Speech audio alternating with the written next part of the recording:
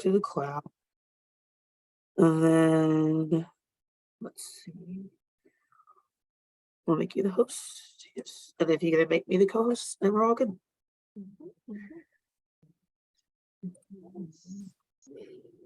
Participants as well. All right, you should be a co-host now. Hello. Perfect. Thank you. Hello, Dr. day Holmes, 2. I didn't Hey. get to tell you yesterday, my husband is a big fan of yours. He was in the SPAD program at U of L before he went to speed school, and I actually tried twice to get into one of your lectures and couldn't get in. Oh, the classes filled up, did they? Well, it's never too late. You can always try again. Big fans of Dr. Holmes in my home. Oh, that's awesome. Thank you. That makes my day. I really appreciate it. Oh, that's cool. What was your husband's first name?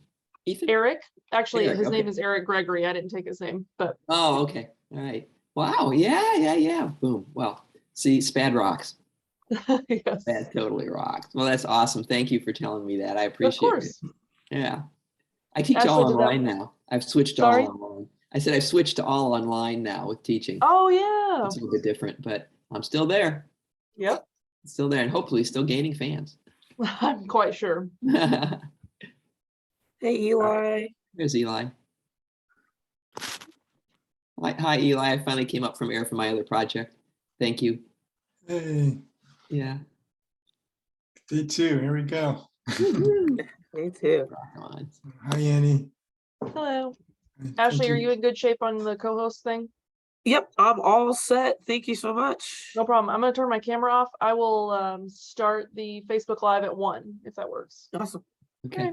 Thanks, Hi everybody. there, Rosie. Yeah. See you. Hi. Thank you so much for joining. being part of this. Oh, thanks for having me. I actually almost didn't make it. Oh, Just before I was going to sign on, my husband and I were eating lunch and we had a power outage at our house. oh, And I didn't really know what was happening. My husband went outside. He said there was a fire truck. We lost power. They're like, oh, it might come on before 1, maybe 2. And then the internet went down. So I'm at my friend's office right now. Oh, Well, it's a lovely background. So yeah, that's actually, that's cool. and thank Yeah, you. this is an arts organization, and like I do some work with them sometimes. So their office is beautiful. That's what we were going for. It's amazing. Yours. Yeah, your work is amazing. So inspiring. So, Thank you. yeah, we're honored to have you join today. I'm excited. Yeah, it's a great group.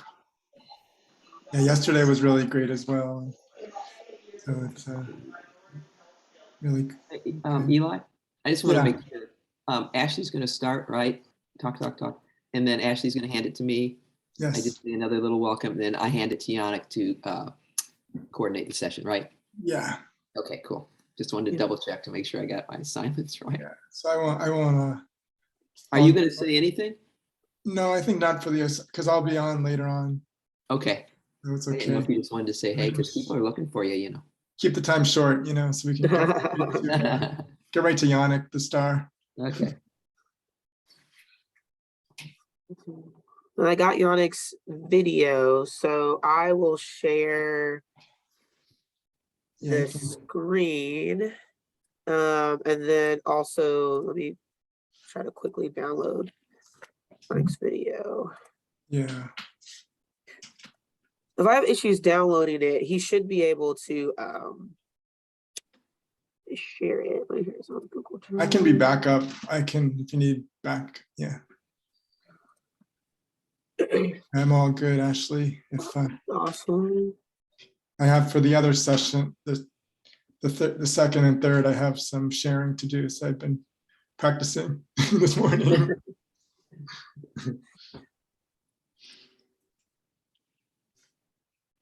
Eli, what shirt are you wearing?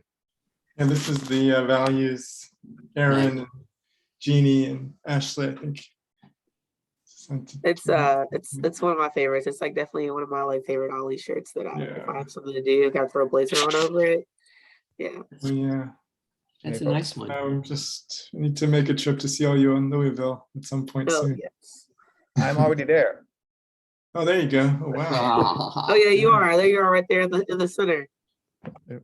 Your head is like floating in the. Yeah, I know, because that's my turtleneck. Oh, okay. So I'm bohemian. gonna put on my jacket. I hope that might There help. you go. Yeah. Once again. Ooh, Magic show over there. That's right. There we go. Is that better? Yeah, that's better. We can differentiate. from- You from the floor in the back now, yeah. He said you looked so bohemian before, but this works. That's what I was going for. Yeah. Ash, did you see my email about the video? I'm downloading it right now. And it's Okay. all queued up. I'm on backup. Man. Akila's here. No. Hi, everybody. Hey, Mhm. good afternoon or good morning, wherever you are. Good morning for me. Sunny San Jose, Yeah. Yeah, it is or actually. somewhere else. Or somewhere else for me. Let's Thank you see. both. Thank you all for joining and being a part of this. Mm. Thank you, Eli and Mary and Yannick, and looking forward to the conversation. The whole crew. Yeah. Eight folks on.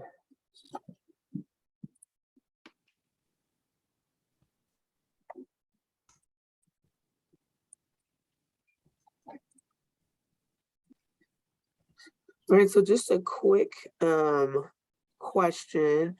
I have your video queued up, Yannick. You're just gonna cue me when you want it to start playing? Yeah, I can introduce it. It'll be pretty, once Mary turns it over to me, I'll do a quick intro and then I'll say we'll show a video to Okay, get us in the zone. Yeah. perfect. I have a quick question. Akila, I know how to pronounce your name. Mel, is it just Mel Day? No, it's just Mel. It's just Mel? my last Just name's Mel. Day, so Mel. Okay. Or from Melissa. Yeah. Awesome. And then Rosie Petrie? Petrie, Petrie. Okay, awesome. like the dish. Like the dish. I love it. Yeah. Mhm. And then we have Rigo joining us too, right? Rigo Mhm. 23. Annie, could you, if you're still there, could you make Eli a co-host as well? Will do. Thank you. Because I'll be sharing a little bit later. Thank you. And then everybody's able to share their screen, right? Or presenters. Perfect. I don't see that I'm able to. It says I just disable. put it all panelists, so it should be now. Okay. All right, yeah, good to go. No, you're good. So I don't need to be ready. Okay. You're good. Good. Are you good? I'm good. No, with the screen sharing. So that's why I was just, Oh, yeah, no, in terms of screen sharing, yeah, but you've got the backup just in case, right? I think. Of slides. It's not And Akila and Mel, have you met Rigo before? No, Artist? Was wondering so I'm about looking that. forward to that. Yeah, it was a great connection for that. Thank you. Yeah. Yeah, just started track, just did a kind of a outreach to see if there'd be any interest. And so it was great. Mhm. And also to Rosie as well. I was just like, oh, it'd be amazing if there's any way. And so Rosie, thank you Yes. again. Yeah. Rosie. I actually have no idea how I got involved with this. So if you wanted to tell me before we start, that could be cool. Well, I saw your work. I was, followed some of your work over the last year or two, and particularly the bell hooks work. And, but also I saw your sport related work. And so as we were building this program over the last probably year or so, I was like, oh, it'd be amazing. And so I just kind of sent a note, and I was so happy that you were able to do this today. Well, cool. Thank you. I'm a Yeah, big the Bell bell Hooks hooks, fan as bell well. hooks work is so amazing. And I mean, all your work is amazing. I actually was really lucky. I got to go to her house and like hang out with her for just a day, but that was more than I expected in my lifetime. So no Wow. complaints. Yeah.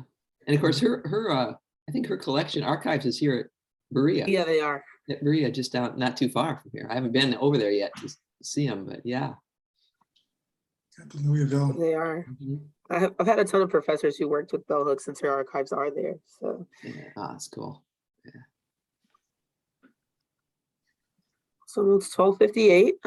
So We'll have folks speaking at the very beginning. So that's myself, Dr. Hums, and Dr. Yannick. Sorry, I think I said your last name wrong. I'm so sorry. You're good. You're good. We'll have our cameras on at 1 to do intro. I'm gonna go ahead and share my screen. I'm gonna click start webinar as soon as everyone except the 3 of us have our cameras on. Okay.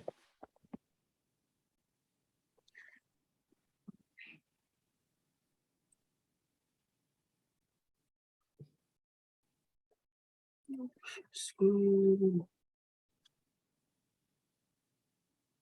And Yannick, you're still in Germany, right? I am still in Germany. Yep. Okay. Good. So I can tell people you're joining us from there, correct? Absolutely.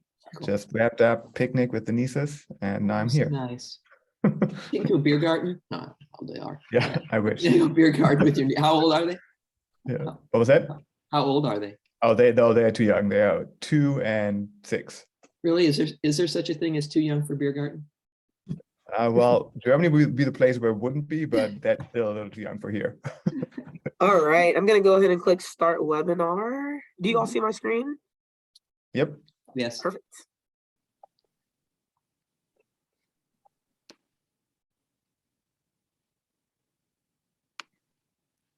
All right. Amy, we good to go?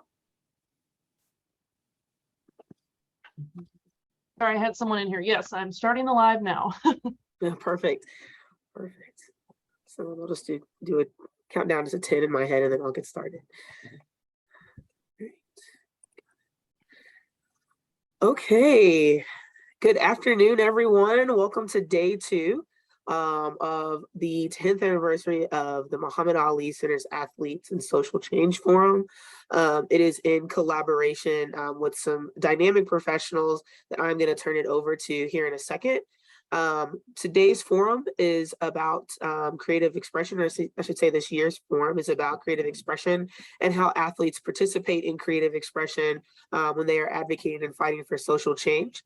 If you are joining us today for any of our sessions, we highly encourage you to use some of our hashtags that you'll find on the side of the screen.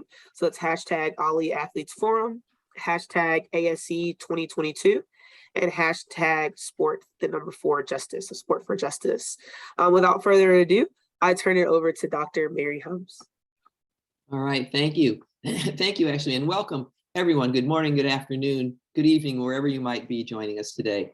Thanks for being here on day 2. I hope some of you were here yesterday. Day 1 was outstanding. And we know that day 2, learning about how athletes use their creativity in a way that can amplify their voices. I know today is going to be a great day.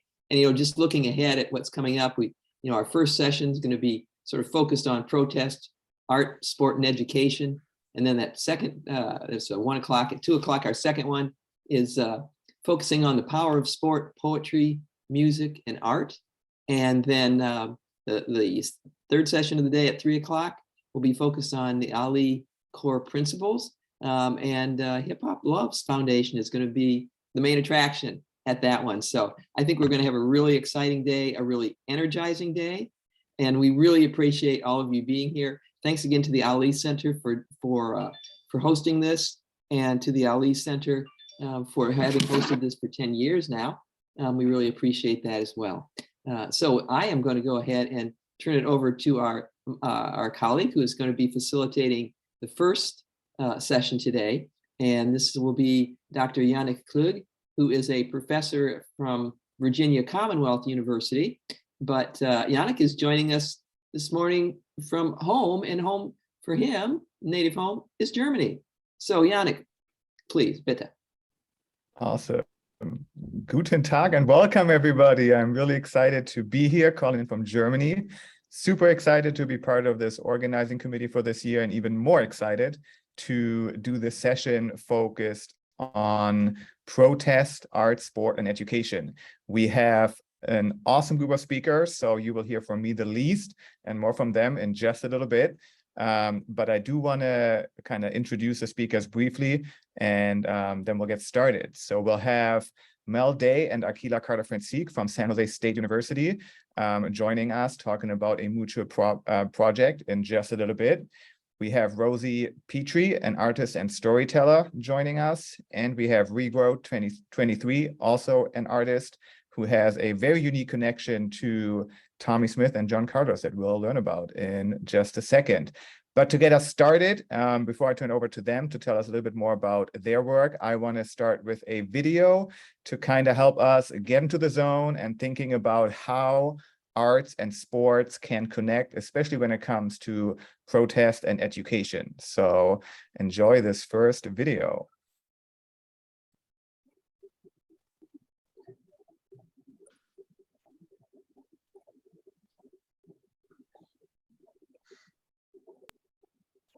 And sports have been friends. Matthew Barney is an American artist who's made epic feature-length films with massive props. A lot of people might call his work dense, but here's a good way of breaking it down. Barney used to be a jock, a football player to be exact. And he made much of his early work, called Drawing Restraint, about the strong connection between the physical exertion needed for athleticism and the creative drive necessary to make an actual mark, whether it's on a canvas or a bedroom wall. In all the different versions of this series, he attached himself to bungee cords or made his studio into a rigorous obstacle course, making it an incredible physical feat just to make a single short line on a surface. Barney was making a comparison between what it takes to be an artist and what it takes to be an athlete. We have this tendency to see athleticism as disciplined and ordered, where art is unrestrained and free. But Barney was making it clear that both are forms of expression that require control and letting yourself go. So that's an example of where an athlete brought his physicality into the art studio. But what about art that simply celebrates sports and tries to close the divide between the two worlds? Terry Marceau, a performance artist from Montreal, takes on many famous people's personas to try to give us a look into their world.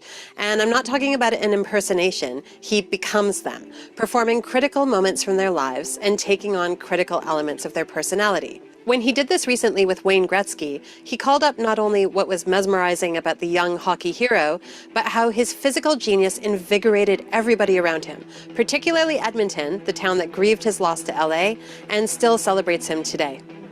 This is art about sports, or at least about an athlete, and the symbolic meaning an athlete can have for a town. I'm looking at you, Kawhi. For artist Esma Mahmood, sports became a tool to tell stories of Black identity, and they also become the core for her art. Like in Glorious Bones, where she uses 46 repurposed football helmets covered in an African wax batik print, calling up both the history and sacrifice of Black athletes over generations of football, and the beauty of the sport itself. In Blood and Tears instead of Milk and Honey, the footballs themselves are stained black and lie still on black astroturf, like a memorial or a tribute to the sport that's meant so much to North Americans. And in One of the Boys, she incorporates basketball jerseys into epic swirling gowns, calling up the inextricable connection between fashion and basketball, while she points to some of the ideas around gender that are always part of the history of sport. Why is there such a divide between the art studio and the football field? Here's an idea. Traditionally, and I'm talking ancient Greece here, sports were an arena to perform gender, to build notions of virility and strength. And maybe art's been more receptive to those whose ideas of both gender and physicality were a little more fluid. Maybe sports, which often requires team thinking, has been seen as a bit at odds with individual thinking. Each of these disparate practices informs the other. Athleticism is creative. It requires intellect, lateral thinking, and incredible mental patience. Just watch tennis finals, and you'll see that everything from Serena Williams' outfits to her serve involve a high level of intellect and creativity, not to mention an incredible performance. And art, on its side, requires physicality, patience, and drive that rivals anything that happens during practice.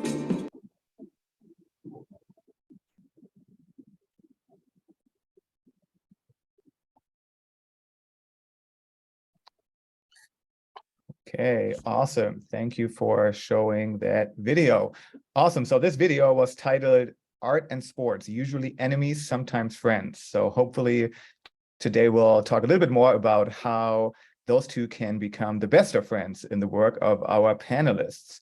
So for my first question, I'm going to give a little bit of time to each of the presenters to share a little bit more about their work. So we just saw a video where some intersections of art and sport and education were shared, of protests sometimes. So can each of the presenters please tell us a little bit more about how those seemingly separate spaces of sport, art, and or protest intersect? Are they truly separate, or how does your work maybe challenge some of those notions? So I'm going to turn it over to Akila and Mel first to share a little bit about your work. Oh my goodness. First and foremost, thank you, Muhammad Ali Center. Thank you, Mary. Thank you, Eli. Thank you, Yannick, for this great opportunity. Mel and I met a few years ago, literally a few, pre-pandemic, and came together. But and sort of speaking from myself, I'm going to come from sort of an educator perspective, in that I'm a professor and study sport studies, if you will. But I'm housed in African American studies and been in these different spaces. But from my vantage point, I really see my work or this work as, and myself as a bridge. Mel's brainchild, if you will, of the Wall of Song and this notion of collective singing was truly intriguing to me. And it combined with this notion of amplifying sort of the experiences of girls and women in sport. And that was very important to me as an independent scholar, as I do work that examines Black female athletes specifically, but broadly speaking in areas of diversity, equity, inclusion, and social justice. So really the interdisciplinary sort of nature of the academic field with sports studies and, we definitely see those as separate spaces, but understanding the role of sort of the Black experience, that Black study space, even sports study space, there's often this interdisciplinary connectivity that comes to it. And so for me, I came to my first book of understanding sport as jazz through the work of Nelson George in Elevating the Game. I look at, Black athletes that were not only athletes, but they were artists and their creative expression when we talk about the game of basketball in particular. But I was also influenced by instrumental and vocal sound of Charlie Bird Parker, of the visual and digital displays of Romare Bearden and Ernie Barnes and Gordon Parks. I'm from Topeka, Kansas, so I'm yelling out to some of those folks.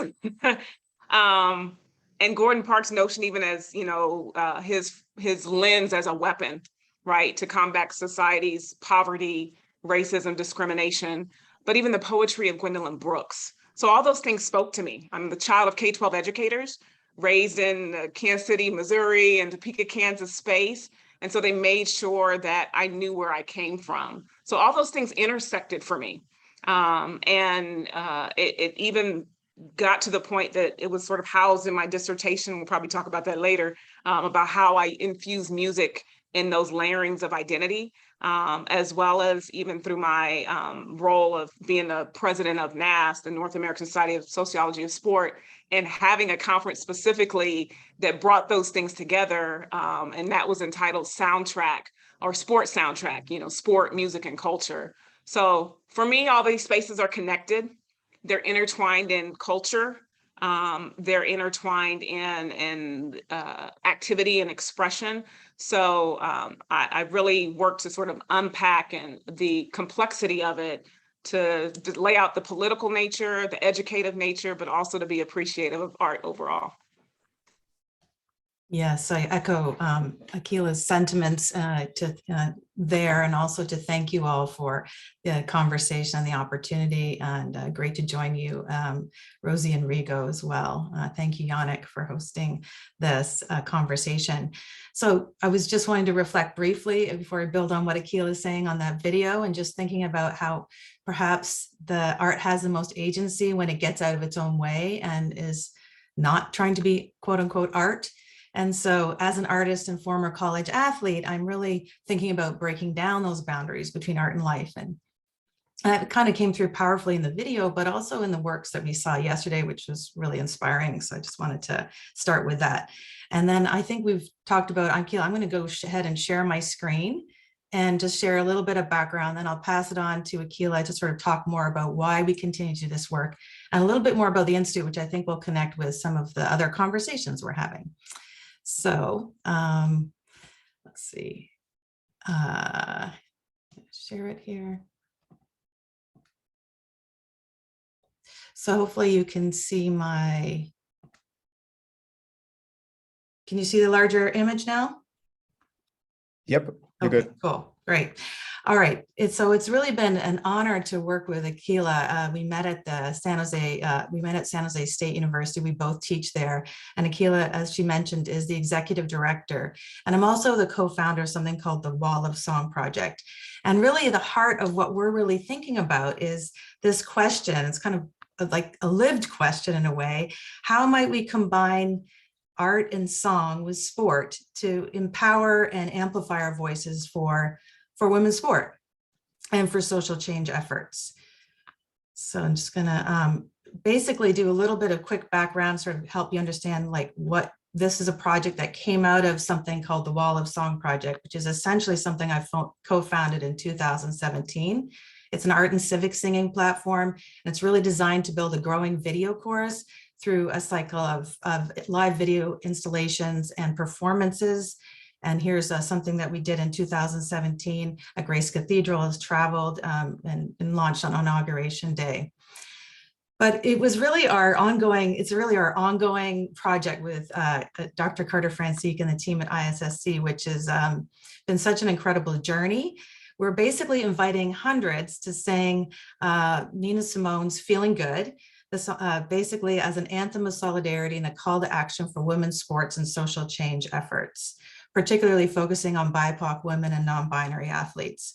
And it's hard to believe now, but we did this first live halftime singing event at an SJSU women's basketball game for National Girls and Women in Sports Day a few weeks before the COVID shutdown. And you can see that basically how it works, that folks add their voices on our website at wallofsongproject.com. And then we gather this footage together in a growing video chorus and then play it on the Jumbotron and in exhibitions and so forth. And as you can see, it's not a solo. So this is a virtual multi-channel video and sound installation that we did with our amazing soprano soloist, Danielle Marie, and the Institute and San Jose Museum of Art and San Jose Jazz. And we have an action toolkit about this that we'll drop in the chat in a bit. And I think it was really a highlight for both of us. I know Akila and I have talked a lot about it, and I'm sure we'll share more in the conversation. So it's really important to understand the context in which we're doing this project at San Jose State as the birthplace for the Olympic Project for Human Rights, and the context in which Nina Simone sang. So I'm going to pass it over to you, Akila, to chat about that, and then we'll circle back, and there's a few slides, and then just share a quick short video of our video installation if we have time.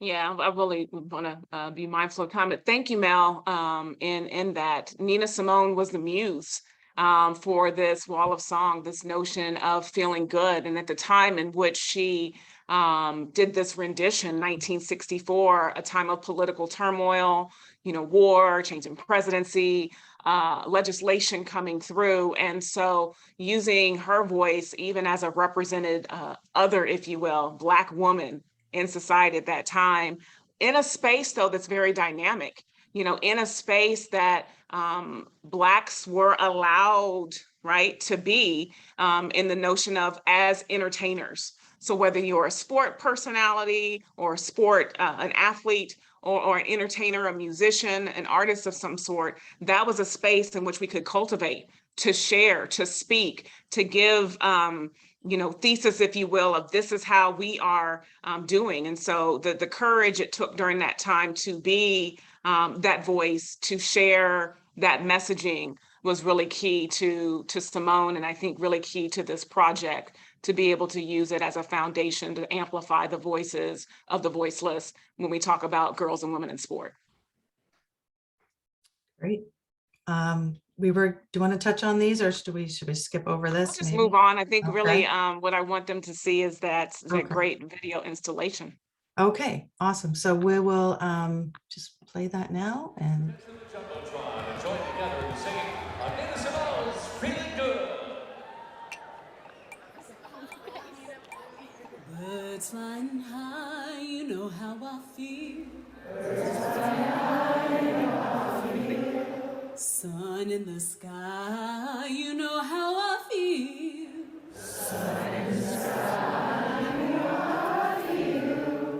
Breeze drifting on by, you know how I feel.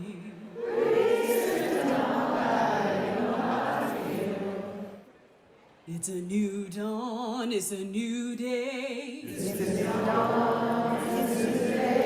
It's a new life for me. It's a new life for me.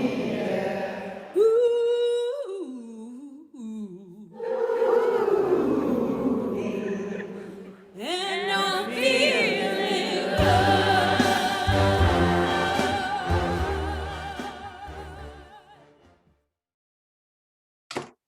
Thank you. We look forward to the conversation. Awesome. Thank you. How powerful. And Mel and Akila, feel free to drop some links in the chat if folks want to pull it up. I've seen it before, but every time I still get goosebumps. So I love the projects. Thank you for sharing. From one impactful project to the next, Rigo is joining us today. Rigo, tell us a little bit about your work and how it intersects the different domains of art, sport, and or social justice. Hi, greetings. It's a pleasure to be here, to hear from everyone. Yes, my involvement with San Jose State in particular and art and sports came through the, doing the sculpture there, a tribute to Tommy Smith and John Carlos. And if I can, I'll share my screen here.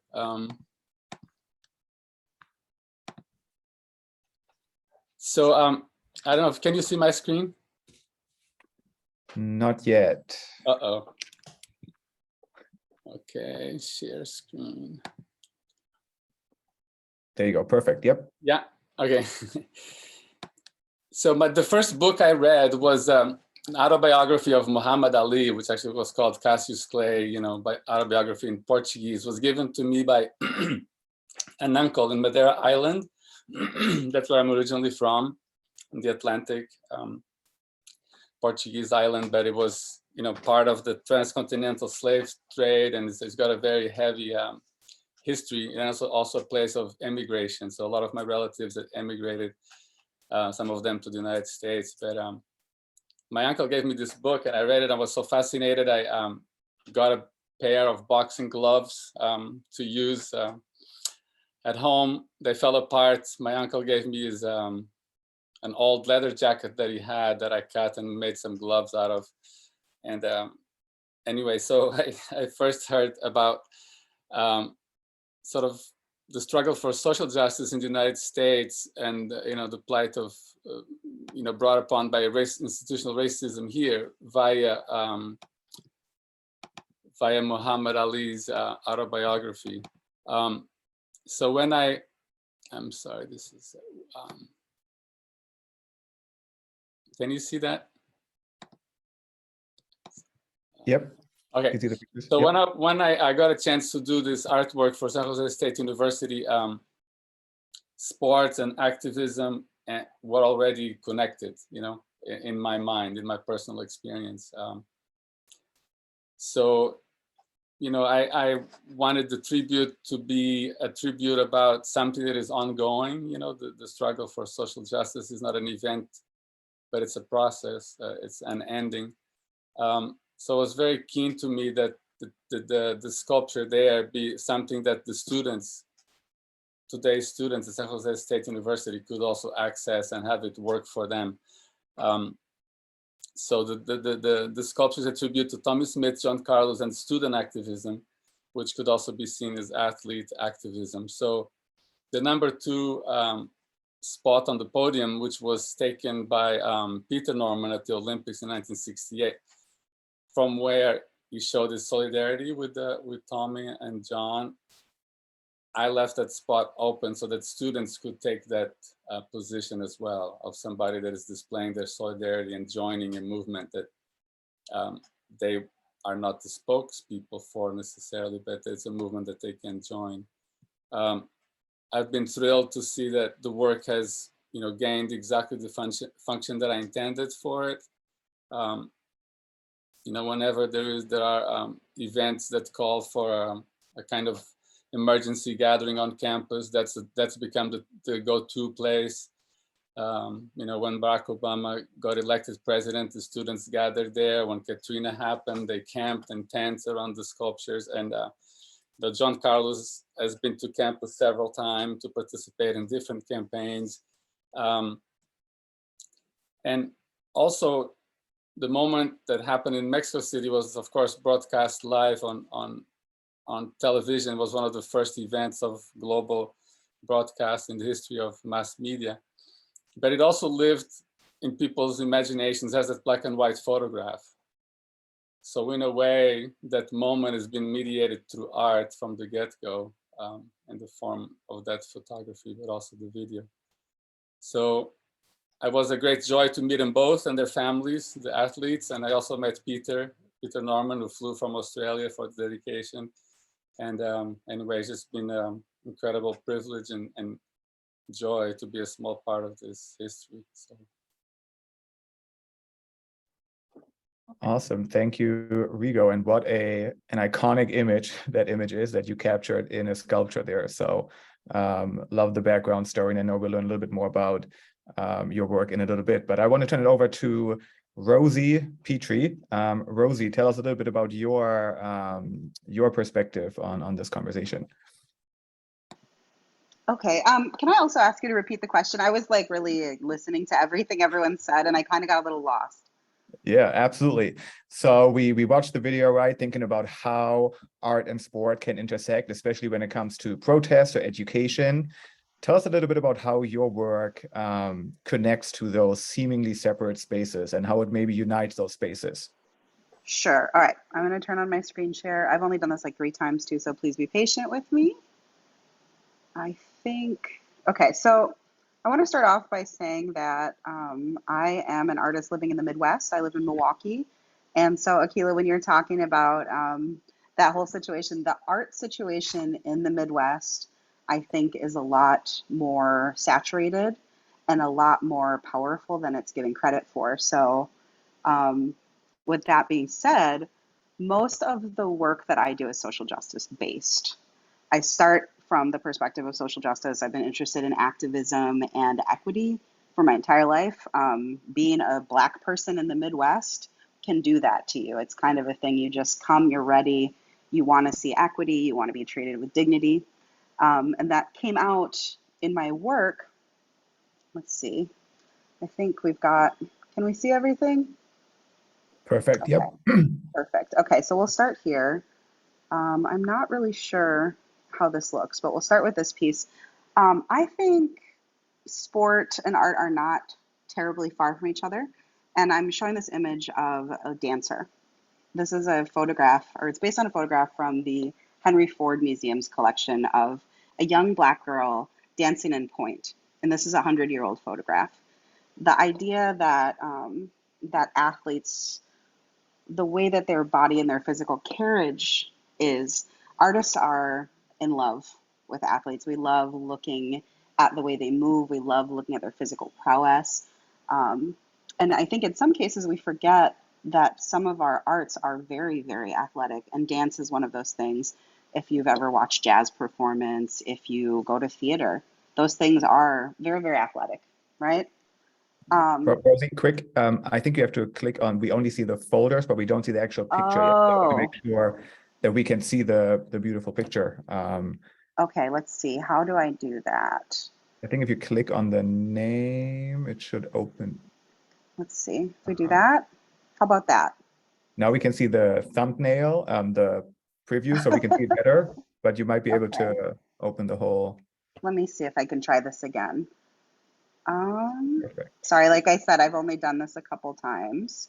Oh, no problem. No problem. All right, let's try this. How about that? Perfect. Oh, perfect. Yep. Okay, so yes, thank you. Apologies for that. So yeah, this piece is modeled after the photograph, like I mentioned, in the Henry Ford collection of a young dancer from Detroit. The fact that this 100-year-old photograph shows basically a girl of maybe 10 to 12 years old doing a really, really physically demanding and rigorous artistic practice, to me, I thought it was worth celebrating. So to go to the next one, we're going to go a little bit more on the nose. with this image. This is more directly sports related. Can we see that one? Or do we only see the thumbnails again? We only see the thumbnail. All right, again. let's try it again. So the next series of works that I did was based on the Negro Leagues. And I grew up watching my mother play baseball. I love watching baseball. There's something about the rhythm of it, the idea that it's the all-American sport. Growing up in Racine, we had a women's and all-American girls league. And I wanted to make a piece that was honoring my mom's creative and sports endeavors, and then also the team that I grew up in the town of. And when I started to do research for that piece, I found out that the girls' league was as segregated as the men's league. And there were 3 Black women who played professionally who ended up playing in the Negro Leagues with the men. And this piece was kind of about that, about Toni Stone, Connie Morgan, and Mamie Johnson, and how they played in the face of adversity, not only in terms of race, but also gender, and how significant that was to me to kind of set up this series around the fact that both men and women were experiencing this discrimination in sports in an American pastime, but they all showed up, showed out, and this piece is kind of to celebrate them. All right, let's try. I'm not really sure. I wish I could figure out how to get this to go all at once, but I'm going to do my best here and see if I can get this to share. We'll just share the desktop. How's this? Does that work? Perfect. Yep. Okay. This is a second piece from that series. It's Hammer and Hank. I am a Milwaukee girl, a baseball fan, and Hank Aaron is a really significant player here, philanthropically, culturally, socially. I thought that it would be a really nice gesture to introduce him to a new generation of folks, you know, so this piece celebrating his legacy here. Most folks also don't know that Hank Aaron had a brother named Tommy, and Hank and Tommy still to this day hold the career number of home runs by 2 brothers. And that's for all time. Granted, Tommy only hit 1 of those home runs. Hank Aaron hit the rest. That's neither here nor there, but they still hold the record.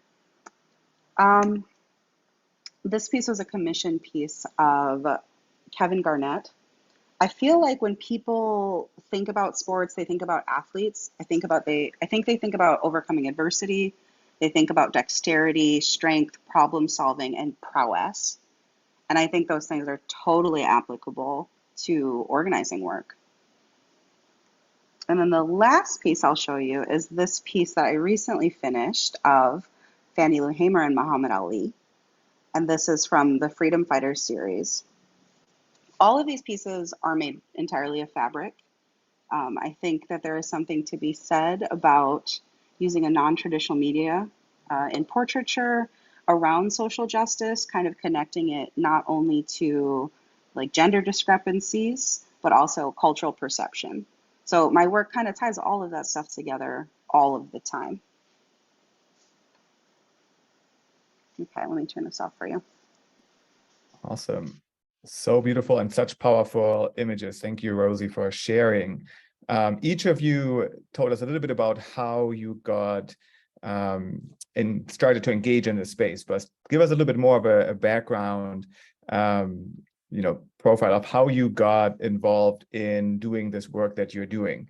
How did you first discover your passion for using art for sport and protest topics? Tell us a little bit about the entry point that you personally had into this arena. And Rosie, why don't we go straight back to you? Sure. So in high school, I went to my first protest, and it was right after 9/11. I went to my first protest. I staged the protest in our small downtown square because I knew that we were going to be going to war for an indefinite amount of time. And while I knew we were going to war, I also knew that my school was in desperate need of materials so that we could continue our education. Those two things didn't sit with me, so I gathered up some kids from the neighborhood schools and we protested downtown. We joined Amnesty International. I was a part of a youth anti-nuclear abolitionist organization, and we used to stage workshops and conferences around the country.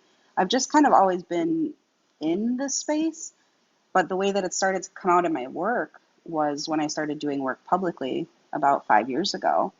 When you're making work and you're in a public sphere and you're different from other people, sometimes you get left out of opportunities and you can't help but see it. Sometimes you need to make work that's powerful enough to speak when no one wants to listen to you. And that's what I try to do. Okay, whoever is live tweeting this session, perfect soundbite right there, Rosie. This I want that on a t-shirt. I love it. Rigo, tell us a little bit about how you entered this space. Well, watching sports on TV, like Rosie pointed out, like the elegance and the beauty of the athletes for someone that is concerned with visual phenomena, it's very, very enticing, very, and also, I'm 56 years old. So for most of my life, the Olympics were a space where, the forces of capitalism weren't as present in as they are today. I think since the Olympics came to LA in 1984, it kind of shifted. But it used to be a place where, you were alone with your body and your determination and your capacity, and you would get a chance to surprise and outshine others. And I remember when South Africa was allowed in the Olympics for the first time, and the person that won the marathon, the women's marathon, was a woman whose job was being a janitor, So you have this janitor, South African woman that, ran, the highest speed and the most endurance of anyone on the planet.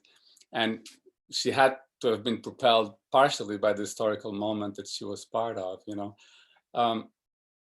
Portugal, we had similarly, athletes that would eat like potatoes and cod and wine as the meal before going on a competition and then come out a winner or a silver medalist. This was back in the time that if you made an advertising for olive oil, you would be disqualified from participating in the Olympics because you had earned money. It was like you could not earn any money from the sport in order to be in the Olympics. And then we had, the US basketball dream team and everything like that. So I really think that, Tommie Smith and John Carlos come from that moment where you would participate in sports, but it was not an avenue for wealth or you would not earn respect in society by becoming wealthy. You would only earn respect in society by being outstanding in the feat of using your body. So for me, sports and sort of like global politics of how humans relate to each other has always been present in sports. To this day, the human that has jumped the highest, Javier Sotomayor from Cuba, like Cuba has hardly, has been under an embargo from the most powerful nation on earth for 6 decades, but Cuba's sort of space program is the best. No human can propel themselves into space as high, can defy gravity as forcefully as a Cuban, Sotomayor. So I've been very, very fascinated with that, the fact that his record is still standing.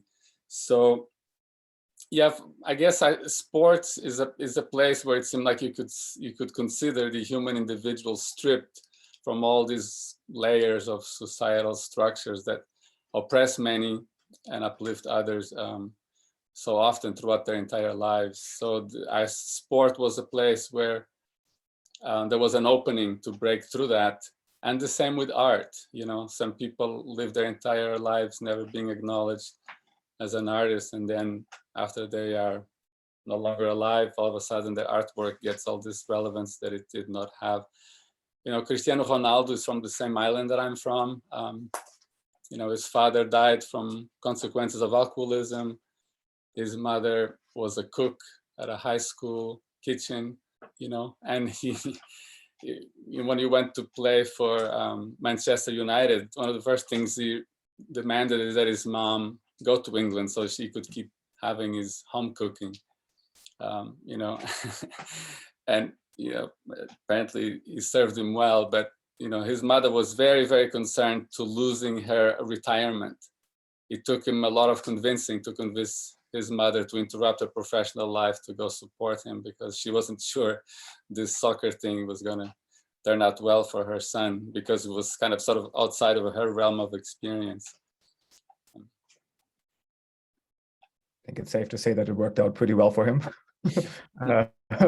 Absolutely great background. Akila, tell us a little bit about your entry point. You shared a little bit earlier, but if you could elaborate. Yeah, I did. Rosie, I appreciate the Midwest. Again, born and raised. And, you know, I share the story of being born in Topeka, Kansas in particular.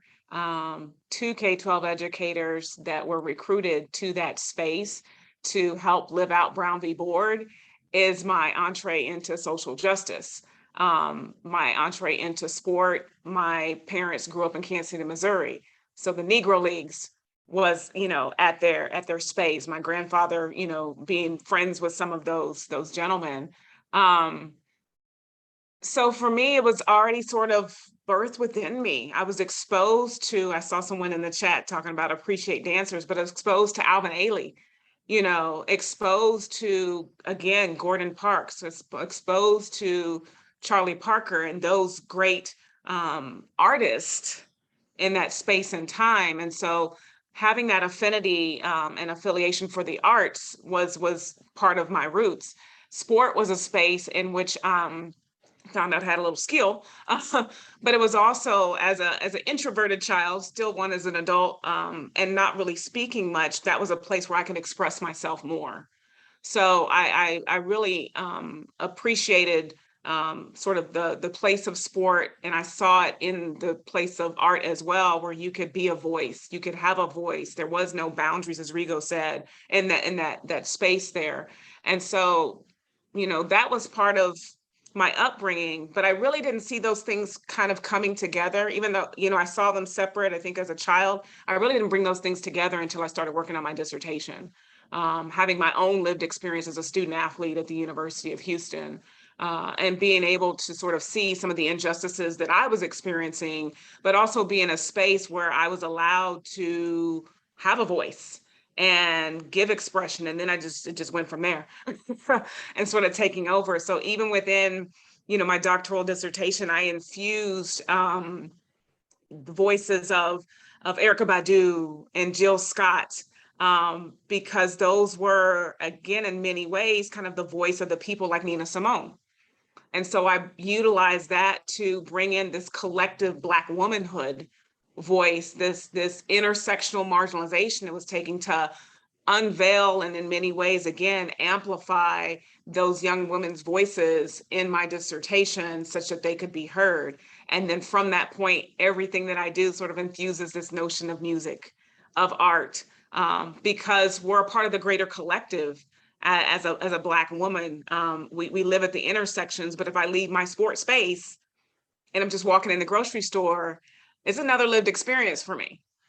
It's one where, yes, I may be followed with my children. And so as that and having that understanding, you know, coming to this project was so meaningful. Again, I thank you, Mel, was so meaningful because it was able to, again, kind of find that fullness within that space and to have that mentality of a Maya Angelou, Still I Rise, that notion of a for us, by us, and again, just sort of the simultaneously sort of sharing not only voices for us or sort of how we feel as Black women in this space, speaking to one another, but we also had an opportunity to share those lived marginalized experiences with the larger public and help them understand in many ways, as Nina Simone says, you know, birds flying high, you know how I feel, you know, it's that feeling good. So even though I'm in a place where people want to hold you down, want to limit you, want to bar access, we're still overcoming, as I think of Mamie Peanut Johnson, we're still overcoming as a Connie Morgan. Yeah, there's a great connectivity there, but also a great foundation of Black women activists that are often not heard. And in this space and in this project, that wasn't it's an opportunity to amplify that. And so Mel will definitely tell you more. Awesome. Akila doing my job here. I love it. Mel, if you want to share too. Thank you, Akila. Well, it's hard to follow on all those amazing stories and whatnot. I feel like I have these different threads that sort of came together in various ways, thinking about song and the fraught sounds of like trying to find agency in your own voice and how this plays out in sports stadiums singing, as we see in African and European football stadiums, especially, but not so much here as much. And I was also starting to realize that we actually don't even sing a lot of other things for women's sport.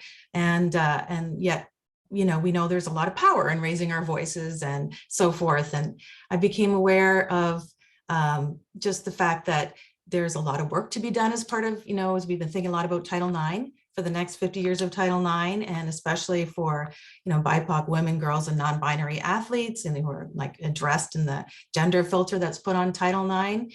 And also just really thinking about the often invisible work of Black women-led athlete activism in the WNBA in 2016 and years prior. This is just all become, I have to say, Rigo, part, you know, your piece really was really a point of learning for me, thinking about Colin Kaepernick protests and becoming more involved with the Institute. Is sort of these things sort of started to thread together with my own experiences as a former college athlete and university water polo goalie in Canada. So this is a quick snapshot for me. Awesome, very powerful stories. And before I get to my next question, I want to invite all the attendees, if you have questions, please feel free to utilize the Q&A or the chat in a little bit. For each of your perspectives, we talked about the power of art, particularly when it comes to supporting protests, supporting social justice. I want to talk a little bit about some of the challenges that you have faced in your work. Can you tell us a little bit about how you navigate those challenges and overcome challenges that you face when you combine sport and art and protest work? And anybody can take this one first. Well, I can share, you know, my experience when I heard about that San Jose State, the students of San Jose State were wanting to do this tribute to their former fellow students. I was so excited, you know, because I had been very close to the, you know, Black Panther Party leadership in the Bay Area, having come to the Bay Area in the mid 80s, being very curious about that history, and which was a history that I was not taught back home. So when I applied and then ended up being chosen to do it, first was a feeling of joy, and then the second place was a feeling of, second emotion was a feeling of like maybe being out of place. Like, is the, you know, is this, am I the right person to do this or not? And then there was one of the fundraising events happened at the 100 Black businessmen of Silicon Valley, and both athletes were there with their families. So I was in the elevator with John Carlos's family and Thomas Smith's family, and Tommy's wife, you know, hit me on the shoulder and she said, "Hey, you have something on your pants." I was so nervous about the whole thing. I went and bought a new pair of pants, and I still had the tag, the sticker tag hanging on it. So she's like, anyway, so that's kind of like our introduction. And then I immediately sort of apologized, somewhat apologetic, like, you know, that I was going to do the tribute and I was hoping to do my best. And immediately I was confronted with this, you know, Black spirituality and in this country, which is such a huge phenomena and thing. And John Carlos was like, "Oh, wait, do you think this was your choice to do this? Come on, get over yourself. There's bigger designs at hand here. This is not, you didn't choose to be here, others did." And it was such an incredible, I left that elevator box. It was a short ride, but I felt transformed, you know. The level of welcoming that I felt from the family, and this release that it was not, that higher powers were involved in designing this process of their redemption and their replacement within American society, which really 2005 was a turning point for how Tommie Smith and John Carlos were appreciated and understood. Anyway, I just wanted to share that little episode. I love all your anecdotes. They're really, really cool. Akila, Mel, or Rosie, anybody else want to jump in, challenges you face and how you overcome those in your work? I was going to talk a little bit about the interdisciplinary challenges of really learning to communicate across, well, it's actually more, it's an opportunity, of course, but these different languages, if you like, across art, music, athlete activism, sport. It takes time to come to, you know, it takes a lot of time, and it's kind of an individual and collective process. And there's a lot of pitching and grant writing, and there's definitely a lot of staring across from you know, athletic staff who are like looking kind of mystified about why you're there and so forth. So, you know, it's kind of just about trusting the process. I feel like that's really moving at the speed of trust too as well. And I just really wanted to say as well, it's been quite something to have a lot of candid conversations with Akila, which I think have been quite important with the other affinity partners, just because of, you know, coming to getting everyone's perspective of their own voices, our own positionality, and just thinking about at the end of the day, how can we, you know, use the power of those voices to sort of speak for those voices that are unheard and so forth. So that's some of the ways that we try to approach it from our project. Just add too, in addition with the challenges and sort of communicating with stakeholders, which we've worked with some great ones, thinking of the San Jose Museum of Art, San Jose Jazz, with our 2021 National Girls and Women in Sports Day virtual program that we put on. What I find is also that continual education that comes from the activists, the social change, the social justice component, and being able to, you know, we had to add that recognition component of honoring individuals that sort of embody what the spirit of National Girls and Women in Sports Day puts forth, as we work with Women's Sports Foundation and take a lead from them, centering their stories in that space.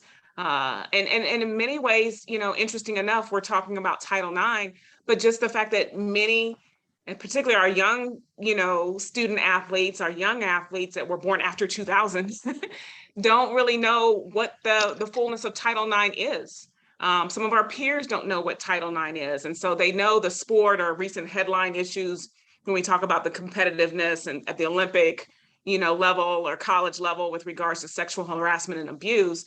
But there's a lack of sort of general understanding of how it came to be, of who Patsy Mink is, of who Flo Hyman was, its role in higher education access, equity, for mothers, even intersectionality when we talk about boys and men. So, you know, I think there's a multidisciplinary effort that we're also trying to push in this space.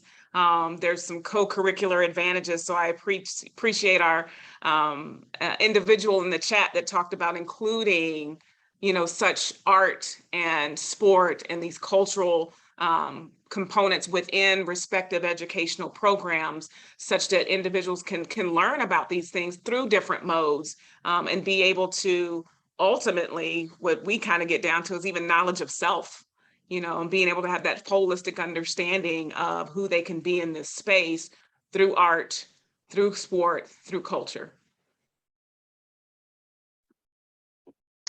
You know, I think this obstacle question is interesting, but I think one of the obstacles that I observe as an artist, and I think that this applies to an athlete as well, is when you're working in your zone and you get into that focus of tunnel where everything is clear and it's clean and it's smooth, to be able to translate that level of focus and intensity and to channel that skill while people are watching you, that the gaze of the thing.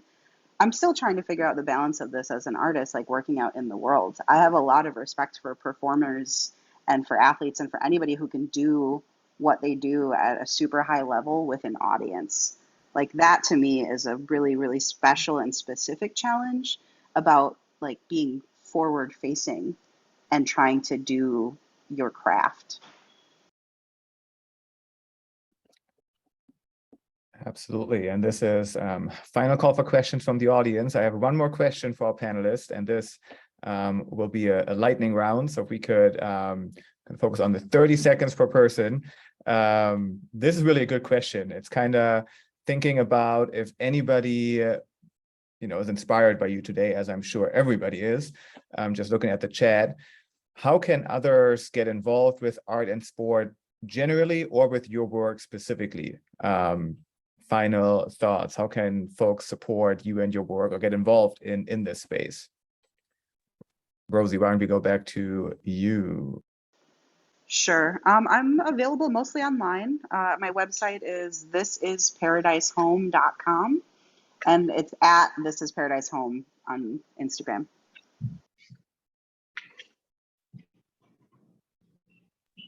Awesome. And feel free to drop those handles in the chat too, if you'd like.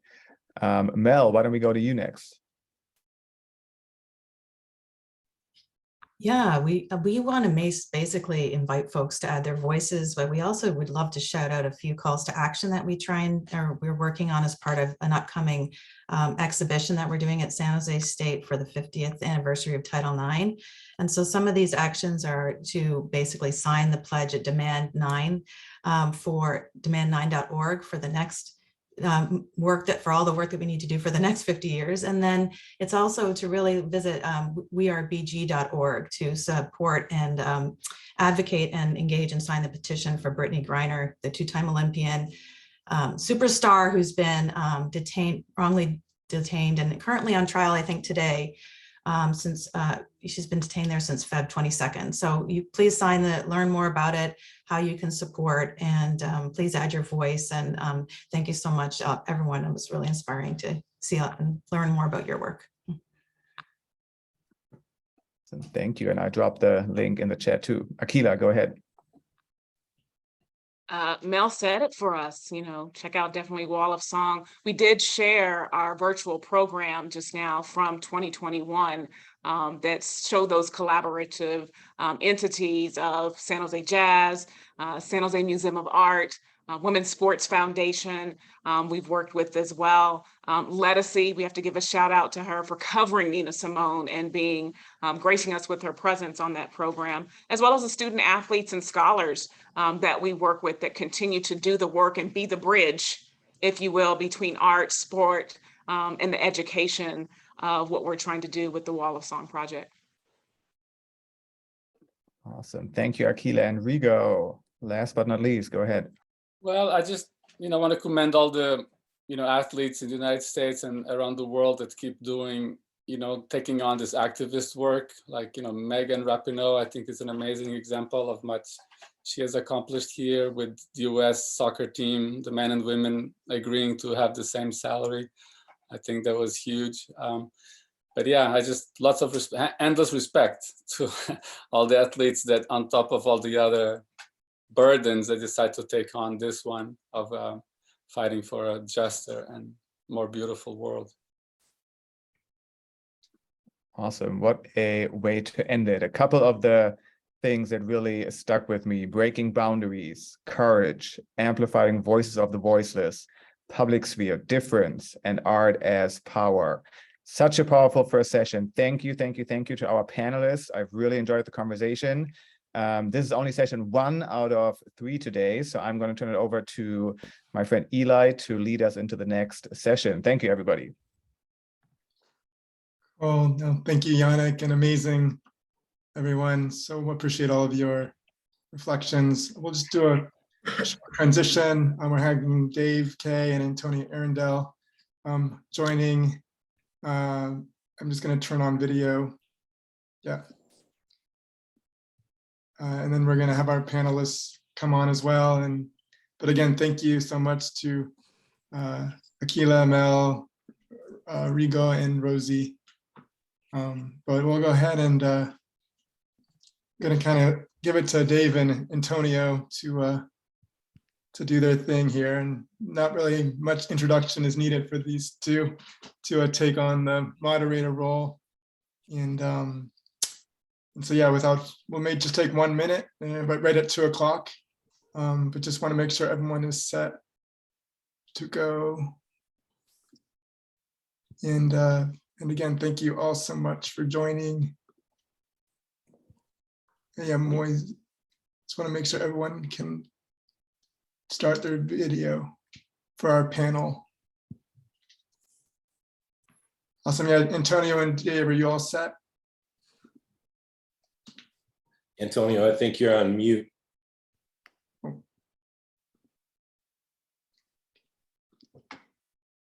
Just asking to unmute. Mute. There What we about go. now? Am I good? Yeah, Am I good? we got you. Yes, yes. It's a party. It's a party. Yes. Eli, how you been, brother? Awesome. Oh, thank you so much for being part of this. You look great. Awesome. Great word. Great everything right now. The energy is awesome. I just caught the end of the other session there, man. A lot of good stuff. Very We're good. honored to have you and Dave moderating this session. So Okay. kind of let We everyone got set something up back and there at we'll 2 o'clock, right? take it away. Yeah, got 1 minute countdown. Okay. Wow, Dave, so many, you good? so many people. Maria, good to see you. Oh, and we have Ashley. Ashley, would you like? Yeah. Rashawn, good to see you. Welcome. Hey, how's it going? Rashawn, Maria, Moises, Okay. good to see you. Welcome. Moises. Hello. Steven, good to see you. A pleasure. Thank you Excited for to having have you all Look today. at that. Done. Got everyone.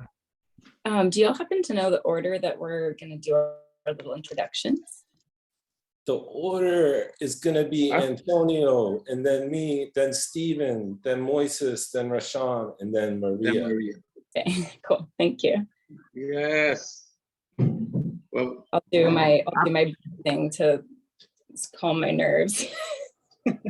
well, I'm going to jump straight into it, just because I know we're going to have an hour, and I saw what's going on right now as far as the group, what they have to present. Let's get going. Today's July 15th. I don't have my license. I would pull it out to show you that today is my birthday. Today's my birthday. Happy Best birthday. birthday gift Birthday. ever. Happy birthday, brother. So you're a Thank Cancer. you, thank you. Yes. Yeah, Nice. it's official. Yes. It is Antonio's birthday. Nice sensitive crab vibes. That's the best gift ever. Like I'm surrounded by a group of troublemakers, and that's who we are.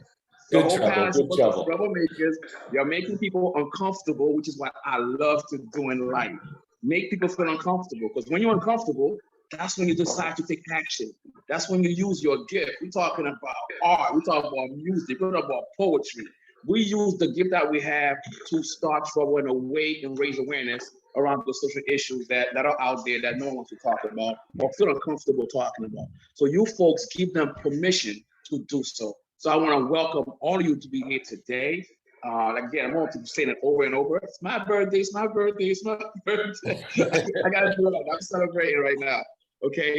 Again, my name is Antonio Arundel, and I come from an old school by Northeastern University. Dave and I started working together at the Center for the Study of Sports Society, where we were part of a, what's what I'm looking for? A trial run of a program called Athletes in Service to America. It was funded by AmeriCorps back in the days, who does Peace Corps, who does all the other stuff. So they were trying it out, which is to take former student athletes from high school or from colleges or professional sports to go and deliver a message as far as diversity, inclusion, men's violence against women. So they use us to go to the schools to talk to young people about those issues. And to tell you the truth, and 20, 30 years later, guess what? We're still at it. It changed our life and give us an opportunity to change others' lives. So we're still doing this. Dave and I, we were roommates. When my first child was being born, he was the first one who took the phone call from the hospital and said, dude, you gotta go to the hospital, man. Your son is being born. I'm like, okay, I gotta go. And we left, Dave took care of, I think, maybe 12 inner city kids that we had no paperwork, no nothing. We just from the ground up, we took care of 12 kids out of the inner city in Roxbury and took them to give them an opportunity, a life, to show them new stuff through our education, open dialogue with them, give them permission to be who they are, and letting them know that they could do anything that they want to do. Yeah, and at the center, like I say, was founded by Richard Lapchick, who was a very good friend of Muhammad Ali. So Dave and I, we're sitting on some big shoulders, and it feels good to do that. So when Eli got in touch with us and said, "Dude, I want you to do that," I'm like, "Get out of here! Are you serious?" We're talking back in 95, 96, Dave and I started working together. And right now it's 2022, I'm 51 years old, okay? I'm an OG Bobby Johnson out here. And to see Dave and I get back together, people call us Woody Harrelson and Wesley Snipes. That's who we are. And everybody knows that. And we enjoy that, we're clowning, we have a good time with that. Again, I want to welcome the folks who are on the panel with us. We're talking about Stephen, Moises, Rashawn, Maria. I can't wait to hear what you have to put out there. But one thing I want to point, that word meta hop. Meta hop is the word I thought about when I found out the work that you've done in the past. Each of you provided ingredient of hip hop. I'm a hip hop head. And everything that you did, from the graph, from the visual, from the music, from the poetry, that's hip hop. I'll beatbox if I need to beatbox. Okay, but at the end of the day, that's also missing, the beatbox. But everything else is major ingredient for hip hop, which is a culture that society sometimes throws away. But they got so much gut to do the things that we do. All right, so I'm gonna give Dave the microphone. Do what you need to do. Rock it, chicka chicka chicka chicka chicka. DJ. Hi, folks. I'm David Kay. I'm also super honored to be here with the Muhammad Ali Center. I'm a former college basketball player, and I've done a lot of work over the last 20 years at the intersection of arts and sports and social justice. Antonio and I did a lot of work around preventing men's violence against women with Major League Baseball, classrooms, college campuses, NFL locker rooms. I also co-founded the One Hood Peace Basketball League in Boston. I'm going to try to help frame today's conversation, and starting around the moment we're living in. It's a period of reactionary politics and backlash against human rights, including the overturning of Roe v. Wade, attack on LGBTQI folks and immigrant rights, and racist police violence. At the same time, we're seeing unprecedented global social movements, often with athletes and artists in the lead, that are challenging intersectional oppression. Dave Zirin describes it in his book on Colin Kaepernick as youth who are fighting back, answering the call and challenging the crisis that enveloped their lives. They've taken part in mass walkouts for gun control, environmental justice, and of course, against racist police violence.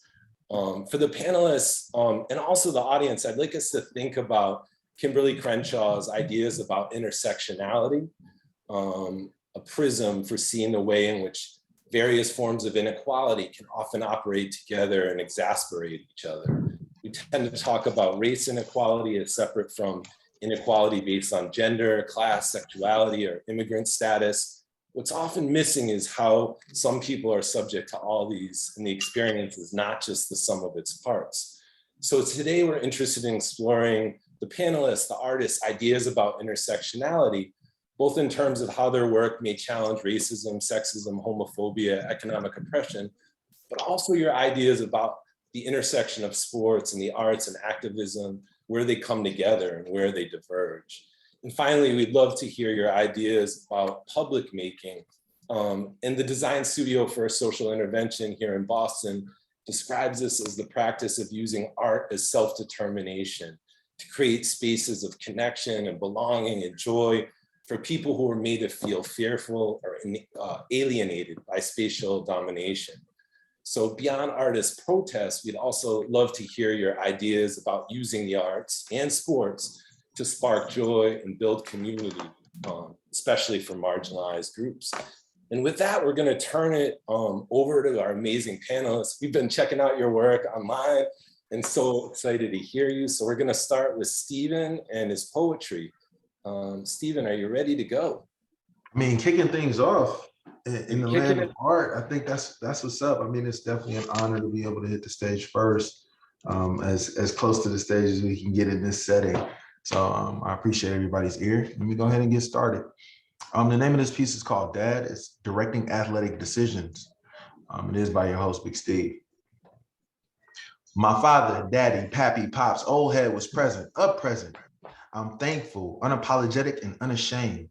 I can't always identify, but I empathize with a brother's pain when he states he didn't know the X and Y chromosomes that contributed to the creation of his veins. And even the subject of somewhat being estranged can rearrange the game, slightly bungling your aim. Quick change. I was a baby Huey, just above 5'10" in the 7th grade. Hoop dreams, I could barely play, uncoordinated, my own feet got in my way. Finding no success, I dreamt of nothing less than finding acceptance, except I didn't accept myself, so I stressed. Self-esteem was lacked. But my father and my closest friend to this day had my back. Run track, they said. You got long legs, you seem pretty fast. Push yourself. The goal is to never come in last, a life lesson. Didn't really love it, so I passed, but I grasped the point of study tables, which helped me succeed in class. The summer of that same year, football season grew near. And of course, all of my peers stayed local. They spoke with a spark. Hey, yo, we finna go pro. So far, finding my place in sports was a no-go, a whistle blow. Hey, kid, you gotta lose weight. Here, run with this bag on, man. FYI, hitting drills start day one. I never played a day. Pads don't fit anyway. I guess I'm done. My dad says, son, I have a friend who has a team and you would fit in great. They'll teach you fundamentals of football and you'll get those feet in shape. It may lead to some solid opportunities if you see it through, but more important than that, through this, you may learn to love you. That summer I grew. No one had knew what I'd been up to. They simply seen a change in my demeanor. Fitting in wasn't considered a win because on my team, I was the leader. I knew being accountable was key. Watching game films taught me that best because you can't hide your mistakes on playback like you can't hide the wrong answers on a math test. Became a difference maker, mad blessed. Confidence went through the roof. Fell in love with the sport on the field, not the court. Rocked my championship medals for added proof. My father was right too. Elite schools came calling. I'm armed with a new goal of a college degree for the free. It encouraged me to keep balling. Physical limitations. I wasn't gaining weight, and Division I schools need size and speed. But it made enough noise that Big Steve went little D3. And at that school, I still provided me the foundational academic support that I would need. Sports provided major keys that opened some doors and a few windows since. I became known for youth advocacy and hosting. Managing a team of people helping others is how my journey went. I now have a master's in education, and I assist young people with finding their stride in life. If I tried my best to title the story of my success, I guess it would be building a dynasty as the world turns to be my students' guiding light. If you drop the ball, pick it up. Messed up on that last play, let it go. Stick close to your people, huddle up. You get called out for being fouled, don't let it happen no more. Much love to my father, mother, coaches, and teachers, and those who supports, who watch from those cold steel bleachers. I found several passions due to all of your support, but I tapped into my God-given strength and I found myself once I found my sport.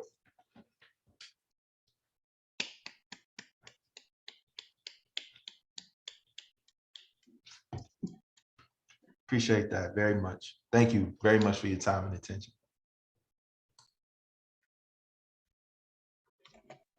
Wow. Wow. Thank you. Thank you for sharing that. I don't know what to say right now. I'm having such a out of body experience because I was lucky enough with a learning disability to get recruited by a D1 school, D1 AA. Remember, there's a level to this crap. You know, they separate us somehow. They find a way to separate us, keep us apart from each other. 1, 2, 3 different divisions. Again, these are this kind of work that we need to start doing. We talk about inclusion, and I think he's an athlete. All right, who's next? Moises. Sir, can you hear me well? Yes. Okay. Well, my name is Moises Borges. I am an artist and singer and guitarist from Brazil. I live in Cleveland, Ohio for 23 years. And when I moved here, I started working with kids on schools, first as a photographer and then as a musician and a teacher. And I started noticing a lot of the lack of exposure on them on different cultures from different countries, because I had an accent, a really strong accent when I came. They always ask me, where are you from? Where is your accent from? And when I say Brazil, meaning a lot of them didn't really know about other countries much. So I start focusing my attention in teaching kids from inner city schools, public schools, about the Afro-Brazilian culture. And I started a project called the Afro-Brazilian Cultural Appreciation Initiative, and start showing them a bunch of the good stuff that we do from Brazil and the positive side of the Afro-Brazilian and African culture influence in our lives when it comes to things that it creates that is good. Like Brazil has a lot of the culinary from Africa, and it has all the religion with the orishas and the samba dancing and the drumming, a lot of drumming, and the music and the capoeira. So this is basically what I focused on, and I've been working with music and telling the people how these rhythms that come from African influence are so good for our souls and makes us feel so good. And it's always exacerbating the positive influence of those roots. And I don't know, do you guys have a link for the song that I did for the, there you go, let's listen to it. It's called Go Brazil. There's some subtitles on it.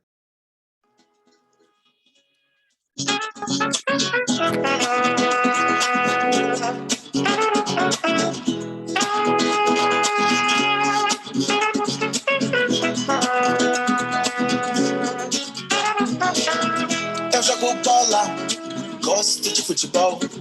Chuto pro gol, dou de cabeça, na chuva ou no sol. Vai Garrincha, vem Pelé. Quando esses caras jogam bola, que se esqueço da mulher. Deu um olá e passou de calcanhar. Driblou um, driblou dois, driblou três. Passa o chapéu no artilheiro de lá e vai fazer mais um golaço pra vocês.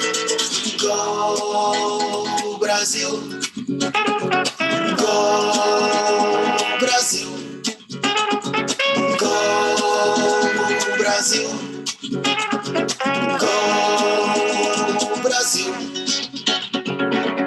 Sports got the power to clean your mind, to clean your body, to clean your soul. Unite neighborhood to be happy and together. We make another plan, we make another goal. Getting sweating for your dog, running around is nice though. Basket football, my favorite now. We make another friend, we make another goal. Brazil, go Brazil, go Brazil. Brasil, Brasil.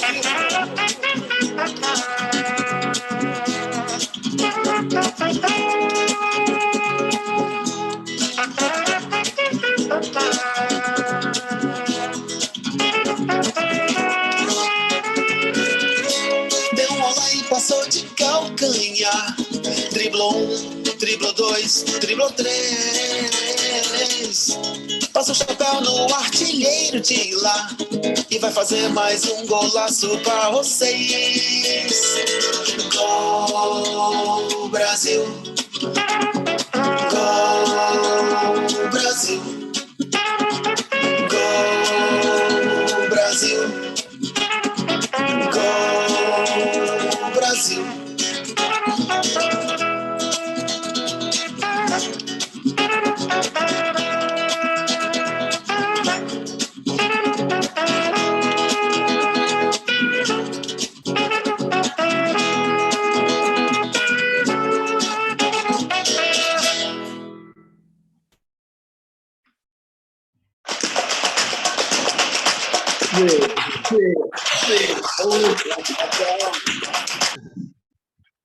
That was dope. Oh my gosh.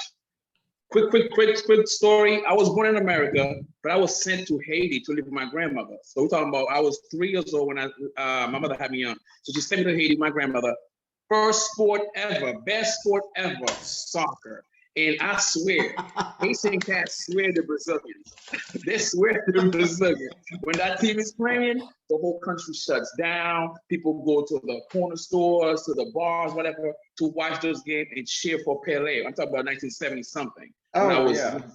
So we're talking about, that's powerful. I understand that song. I feel that song. But I was a fan of Argentina with Diego Maradona. You know what I'm saying? Fact, I like when I underdogs. was on 5th grade, Pelé came to our school to do a soccer workshop for our class. And that was amazing. From that on, I was on soccer all the way to when I got out of college. Wow. Wow. Yeah, he was, you know, going up on his career. Still, was not so super famous like he was, but it was amazing spending some time with that man. That's like spending time with Michael Jordan, dog. Think about it. He's like the Michael Jordan of soccer. Yeah. You think about it. So thank you for what you're doing, and we're gonna come back and talk some more about that. Rashawn Dillard. Let me see what you got. Happy birthday, Antonio. Happy birthday. Thank you. I appreciate it. That's gonna be the best party ever. Nobody stopped this. I love it. Thank you. How you doing? Can everybody hear me? Yes, we can, Rob. First of all, happy birthday. Yes, happy birthday. I want to say I like the poem that you did, Stephen.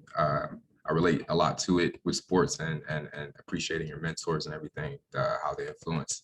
And as for the song that was just played, I want to thank you for getting that song stuck in my head, because I know when I'm driving later, I'm going to be singing Go Brazil. Anyway, I'm Rashawn Dillard. I'm a digital visual artist, painter, drawer. I just love art. Born and raised here in Cleveland, Ohio. Actually, Eli found me when I was doing a mural, a public mural for the All-Star game we had here recently. So that's how Eli found me. And I did a painting for this panel, and I titled it The Butterflies, the Bees, and the Great Muhammad Ali. So I'm going to try and grab it and see if I can fit in frame, but if not, then I'll just share my screen. I have a picture of it. So just let me grab it real quick.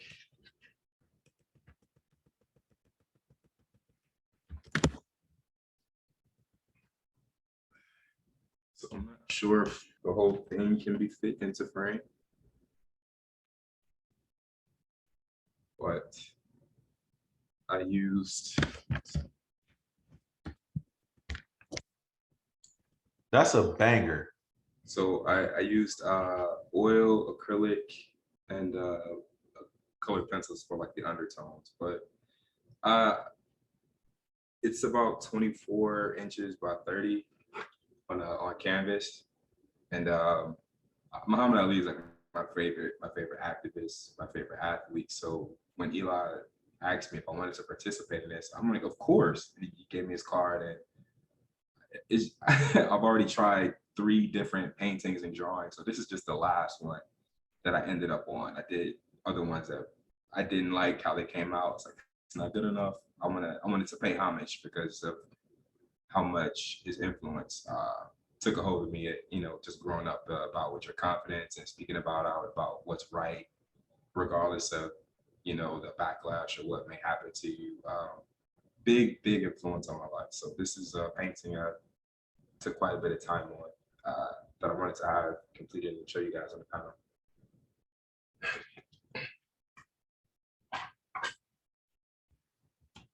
Yeah, that's what I have for you guys today.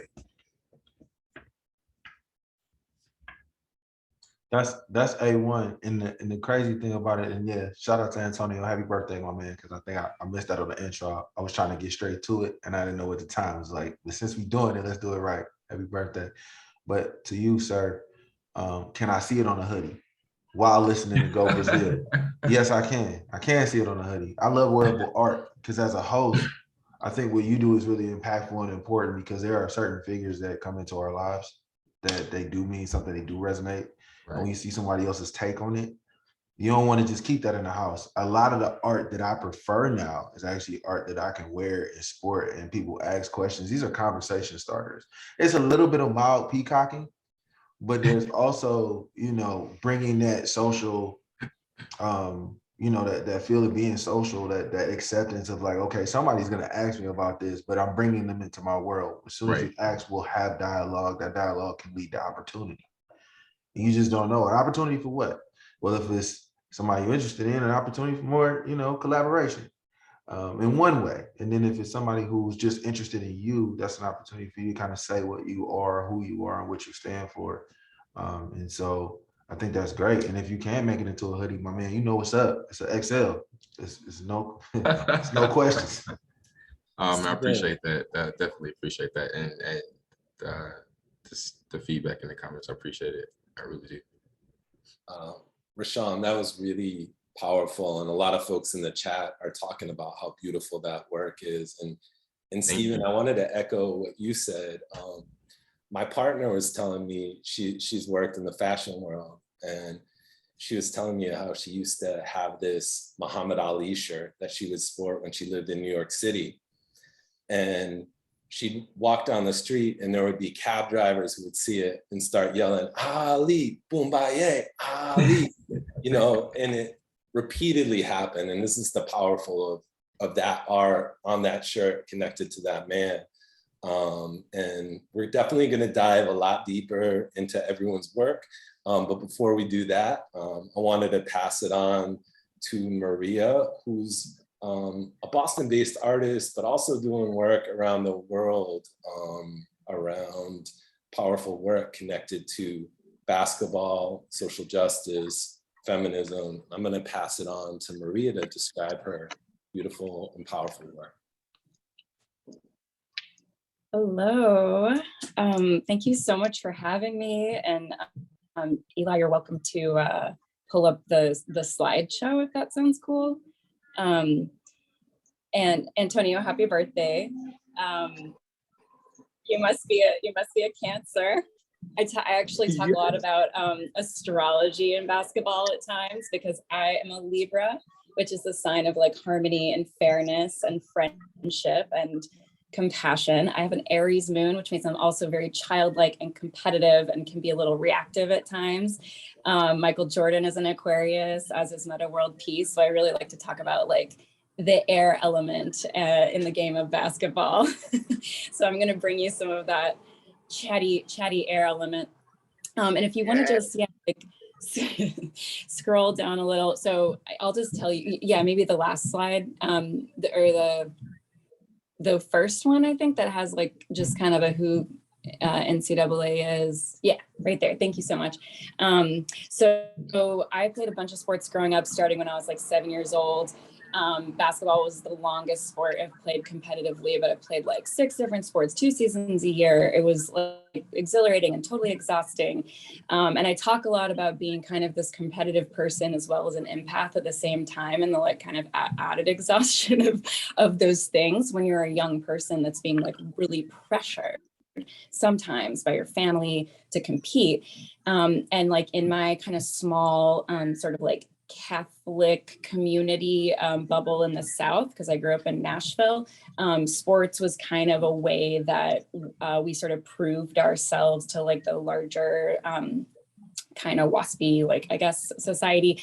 And so I was playing often against like the daughters of my dad's high school nemesis, and it was all very intense, which I appreciate, but also kind of push back on sometimes now. And when I went to art school, got out of art school, I was kind of like weirdly closeted about my sporty background the whole time, because everybody was like so brainy, and I was like, oh, I wasn't reading books. I was like playing sports the whole time I was a kid. But when I got out, I realized that this was just a huge part of like my ritual and my sort of way of keeping myself healthy and happy and social and involved in my community and my neighborhood. So started making these basketball nets and was teaching myself how to knit and crochet. I had originally studied painting. And I just started asking friends of mine who were good at knitting and crochet to like help me teach people how to do it. And we published this book, Networks, Learn to Craft Handmade Nets for Empty Basketball Hoops in Your Neighborhood. And if you want to scroll down a little past some of this is kind of like a longer slide lecture that kind of puts some of this work in the context. You can stop there. Maybe go to the essay.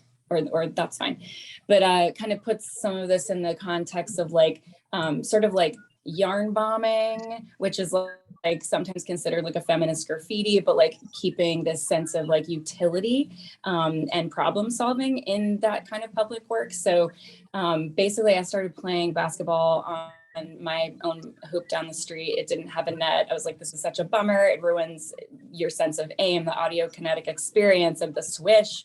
And so I just started making my own nets and realizing that those not only connected the sport to its roots and like in the peach basket, and this idea of kind of like resourceful recycling to create a new game, but also,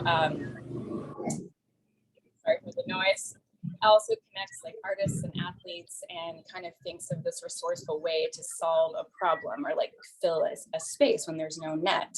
And it's kind of this public work that kind of naturally breaks down and is naturally replaced like your typical net, but it adds an element of expressiveness. And you know, the reason we made the book was so that we could teach other people how to make nets, because I didn't necessarily want to go into other people's neighborhoods and put my artwork up, even though some people enjoyed that.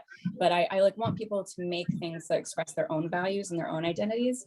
So yeah, you can scroll down like maybe kind of slowly through some of the nets. You can see this is the very first net. I met an inflatable sumo wrestler who tried out the first one. You can keep scrolling. So sometimes we do gallery shows and museum shows as well. This is the very first show when it was called Multini Networks, but then we later, yeah, here's some of the nets we've installed all over the world and other people have installed all over the world using our instruction manual. Teachers and organizers and artists have, you know, used our teaching models replicated in their classrooms. And it's like a really simple gesture, but it's just very, it's incredibly magical and moving when you experience people playing on the net that they made. So this is the book. You can go down some more. And you can keep going. These are just kind of sample examples. And it was an open call for knitting and crochet. Going. And then actually maybe if, how about from here, if it's easy to play the video starting at 35 seconds, cool. If that's complicated, we can just scroll through the slideshow. Okay, amazing, wow. So then we started making basketball courts. I wonder, can y'all hear? Field of community-centered basketball court murals, vibrant spaces that encourage a wider spectrum of identities to play. So we like to activate these public athletic courts in really creative ways that is specific to the local community and environment. And we seek a lot of like public input, mostly by way of the young folks the young people that use the courts. And we try to create systems for incorporating sort of their language and their visions and their ideas into the court.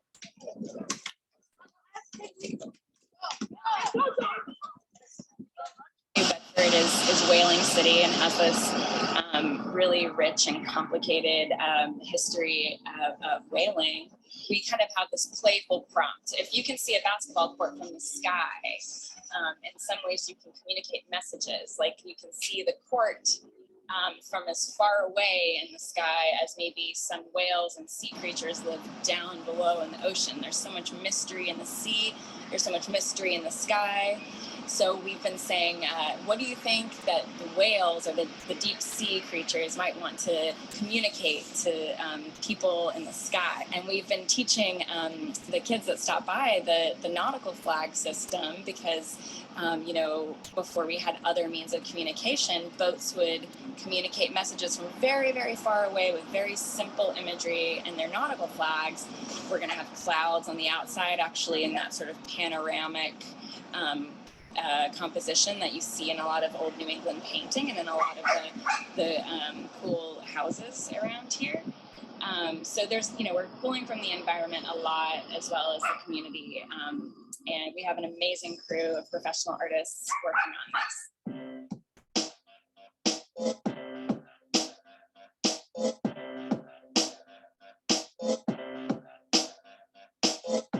I just think it's all about kind of being honest with yourself and your community, right? About your skill sets and your experience. To keep your work authentic, you have to know what you're about, you have to know what your goals are, and you have to know how to share how you feel with other people, and you have to put time into learning how to listen to other people.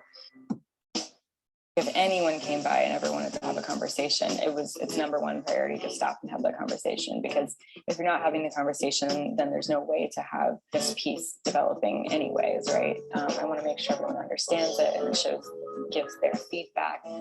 People have definitely expressed their excitement and appreciation in a way that is like beyond rewarding, that I just feel so lucky and privileged to have been a part of.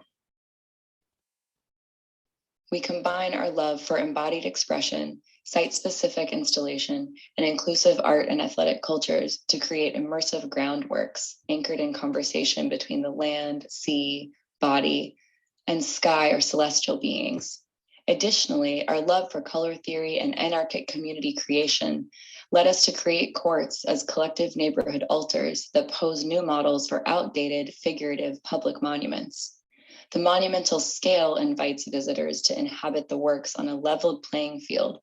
As a form of urban land art, we bounce messages off of the pavement towards something greater than the game alone, but fully within its power.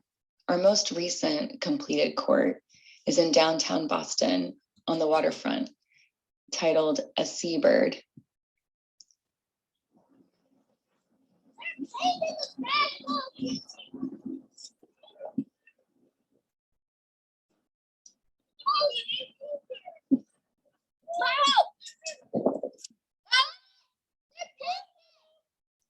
Look at it! I know, I saw this on my bus. So exactly why.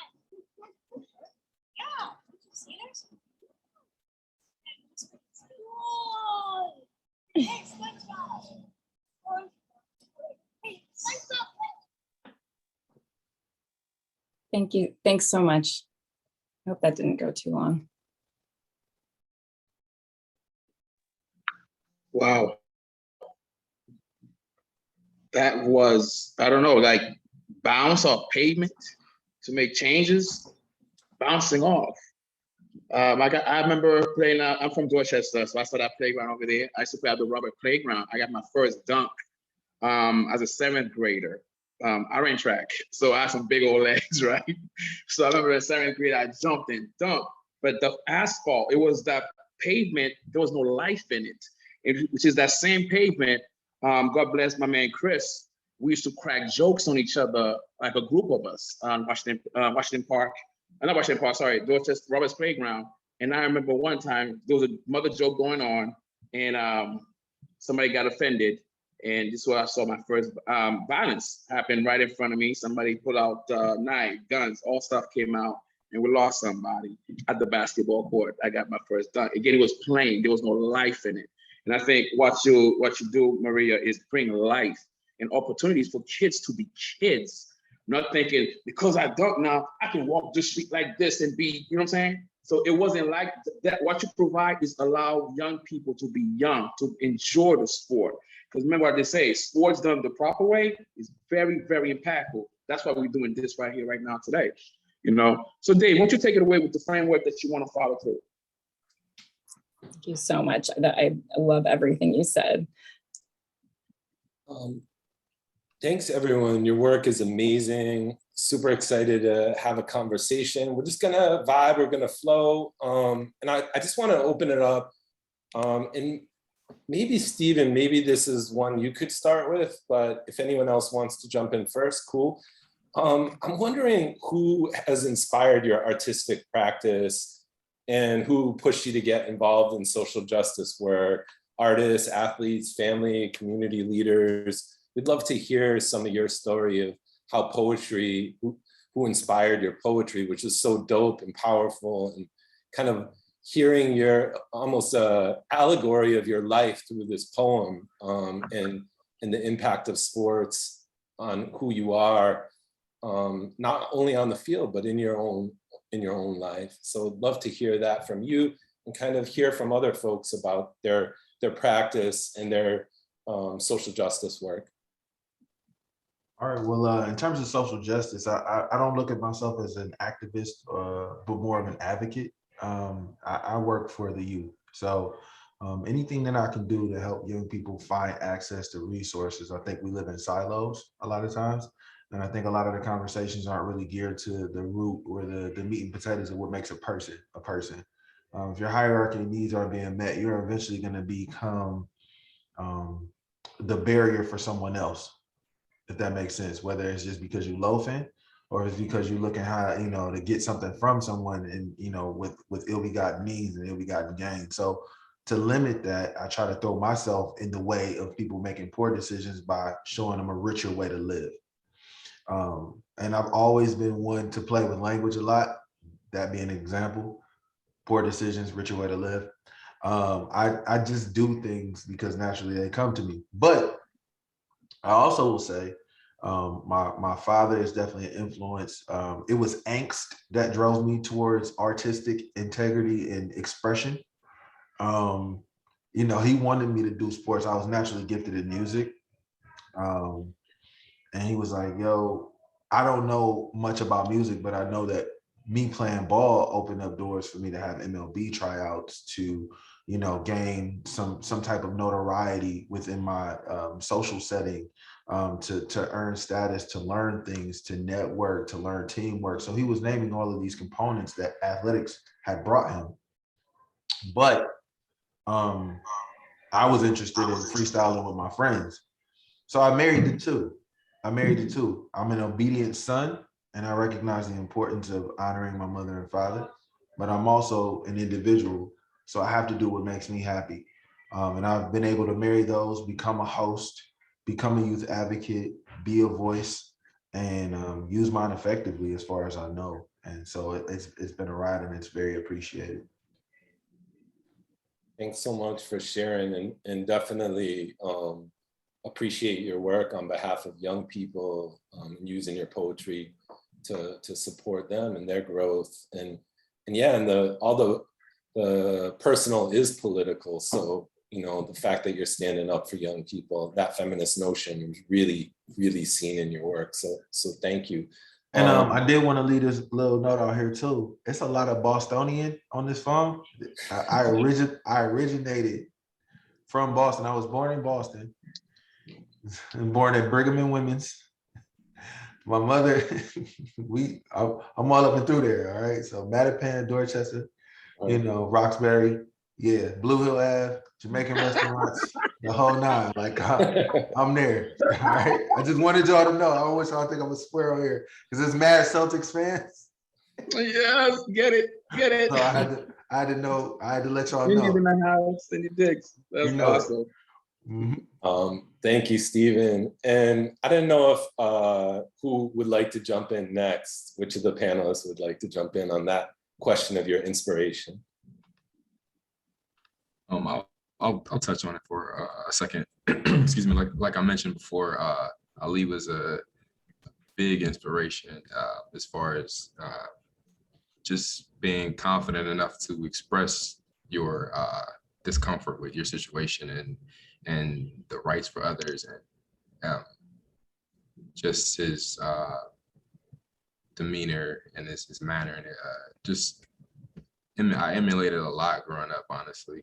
That, and I know he got his braggadocious speak rather from like professional wrestling. So anything that kind of helped instill that confidence, that originality, that individualism, I want to try and incorporate that into my work. And being someone who isn't always as good as someone like Stephen as far as like expressing ourselves verbally, I think in visual work, that sometimes there are words that you just don't know how to express verbally. And sometimes a painting will or a picture, like say it's worth 1,000 words, that'll put you in that mind frame. There have been countless times I would see a piece of work and I just instantly connect to what I feel that the artist is trying to convey, or I may have my own feelings about it. I just am kind of obsessed with trying to incorporate messages into being crafty, incorporate messages to my work. So I think that is a big part of the influence I have on it, and that is influencing me coming up. Dope. Thanks That so is much. dope. Oh, go ahead, Pop. No, I was just saying the thing with the pictures, the 1,000 words, that whole idea. And it's exactly what I think Stephen Rashawn is talking about. As you know, my brother Phil owns a barbershop on Blue Lab. We've been there before, Dave. And he has a gate that he pulls down. And when he pulls it down in the middle, like to close the shop down, outside, he has somebody spray paint Muhammad Ali like this with some clippers in his hand. All right? That's the artwork we're holding. He has, Muhammad is holding clippers about to knock them out on Blue Lab next to the library there. And this is the power of sport. Muhammad Ali in Blue Lab next to the library, where a long time ago, back to the 80s, there was nothing but violence there. And here's Muhammad Ali holding clippers right now. We're gonna cut it out. And so some of you know that in barbershops, I go to barbershop and have difficult conversation with with men, because unfortunately it's a space where men think they can go and have this locker room conversation. So I go and challenge those ideas. I give them permission where I'm not obligated to say pause after every word that I say. Dave, I love you. So I gotta say pause. We're not doing that. Okay. So it puts us in a position to have this difficult conversation. I think Stephen mentioned it, give people permission to live without being emotionally constipated, if I may. You know what I'm saying? So this is what we're doing right now, and the skills and the gift that you are sharing with the world. All right. So let's see what Maria has to say. Is she there? Oh, sorry about that. I was just like typing like a person could die of emotional constipation. Say a word. It's true. Yeah, so I would say like I never have thought about this before as like my artistic influence, but I think growing up playing on teams has actually made it very possible for me to collaborate a lot and work with large groups and kind of play different positions on teams. And also like push my body maybe harder than I should sometimes. And my parents, who I have kind of like a complex relationship with, I do think I feel like they're always kind of in my head, maybe a little bit how Stephen was saying, like, you know, we didn't grow up with an art museum at the time in Nashville, and there's not like a lot of knowledge of art in my family history, although amazing craft and all sorts of things. But I think about them all the time, and I don't want to make something that I feel like my family can't understand. You know, I want to make things that are accessible to everyone. And so that's one reason I've really dug back into my personal history and upbringing, looking for content. And then in terms of like a professional artist, I'm so inspired by Frida Kahlo, because she's just this great example of someone who had all kinds of hardship because she had chronic illness, which I'm kind of contending with now. And I've been interested in a lot of these like women and femme artists who dealt with chronic illness and found resourceful ways to keep making their work, and just how passionate she was about her political activity, as well as like her personal emotional life, and balancing poetry and politics at the same time, and just being like tenacious. You know, she's just a huge influence. So thanks. Thanks so much. And we'll pass it on to Moises, just keeping it flowing. Can you hear me now? Oh, artistical influences. I grew up in Brazil for the first 20 some years before I moved to Spain and Portugal and Miami and Cleveland. And with all this influence, you know, I'm from Salvador, which is a very African city in Brazil. Matter of fact, it's the most African city in the world because it has nations and nations and nations from Africa. After 4 million people were brought over throughout the colonial time. And that state of Bahia, which is pretty much the size of Texas, has about 70–80% of African population.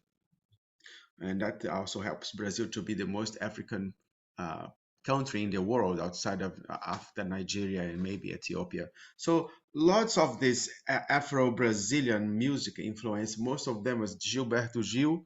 Also, there's one amazing percussionist called Nana Vasconcelos. He's one of the best percussionist of the world with several Grammys as well, just like Gilberto Gil. Also, I love the work of Miles Davis, which helped me to be a musician along with the influence of Gilberto Gil. And seeing social justice, I have to refer Nelson Mandela, Martin Luther King. I love these guys.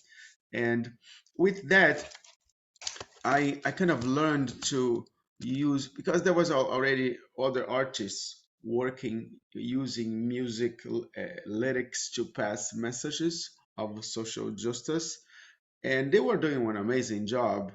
And I thought I could go on the on the other side of the road and try to become help people to become aware of the healing power of the music as a tool, and show the positive side of the music of the oppressed people on everybody's life.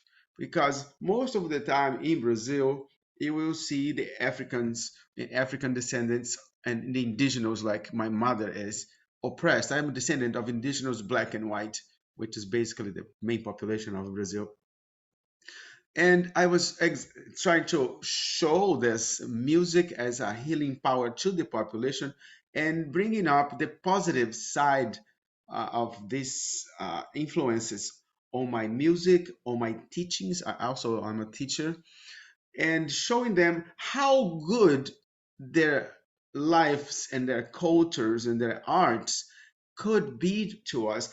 And that just helps to make the population aware that this people is oppressed because the history happened that way on this area. In other areas, other ethnic groups got oppressed. And so let's bring up the good side, the good things that their culture has to share with us as a population. And that should actually change our consciousness to see them as rich as well, just like we are, not as a group of people, but a cultural background that helps to form our life's foundation. Like in Brazil, most of the culinary and all the national dishes is based on African culture. Half of the country it's adapted to African religions and Candomblé and Ubanda, and they all know the Orishas, which are the African gods. There are holidays for them. And in Brazil happened the biggest religious syncretism in the world, mixing religions as like one, which is really something. When you mix two religions, something's happening right there, because there's two groups of interests over here to use religion. I see religion as a mass mind control through fear of death or the devil or something. But when you mix them, something big is happening, and that also shows how many good things on that side could be coming from the culture of oppressed people. So this is basically what has inspired me as an artist to pad social justice with a warmth blank from behind, from the cold side of it. And when I go teaching Afro-Brazilian culture, I bring shows of capoeira. Everybody here is familiar with capoeira, right? And I show them Brazilian dancing. We do a lot of the Brazilian drumming with a lot of drummers, and showing the power of healing of those sounds. And the Brazilian drumming sounds, after you practicing drumming with 20, 30, 40 people for more than an hour, you get into a zone right there. There's no way out of it. Some people prefer going to the drumming than going to church, because they get more connected to their spirituality, let's say, through the sound vibration. Vibration heals. Vibration of sounds gets to your DNA and heal you in a DNA level, just like Tesla used to say. And then get them dancing and dancing and dancing. All this, for example, I like using African rhythms in 3, and then we do 2 steps forward and 1 back. And that with the drumming, and this is very similar to the shamans, the way they do that. So, Moises, I'm sorry to jump in, because you talking, remember I told you from my background, am I on? Yes, I am on.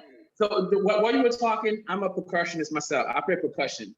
And I remember being young and living in this street called Wheelswide Duran, which is close to the cemetery. And I remember being young and listening to the drumming that was happening over in the cemetery. We're talking about 11 o'clock at night, 12 midnight. People are jamming in there, eating like not hot sauce, but it's like this meal of vegetables with spices. So I learned about that. I'm like 8 years old, 9 years old. I could hear the music. Until today, I can still play by ear those beats, and it takes me to a place of peace. We talk about freedom. So my next question to everyone on the panel, I know we got a few minutes left, is we talk about struggling artists. We all are artists, and you struggle somehow.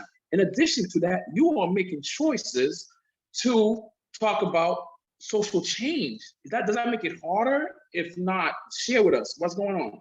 Like, you're an artist, you're struggling right there. Then you want to add some obstacles to your success. Tell me about some of that. And this is a speed round, 30 seconds or less, because we want to be keeping time. Thanks. Are you asking this question to me? To all of it, to everyone. Obstacles on my success. Well, lack of time to prepare everybody the way we need to show our arts the way it should be shown.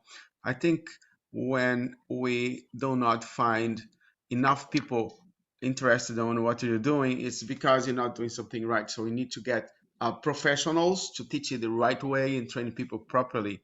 This way we can do amazing shows. I've done that a lot with drumming. And when you say that you have been drumming, were you in Brazil or in Boston?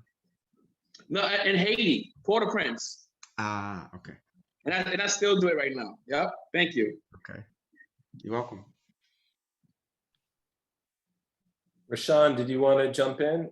The 30-second speed round. I think there is a bit of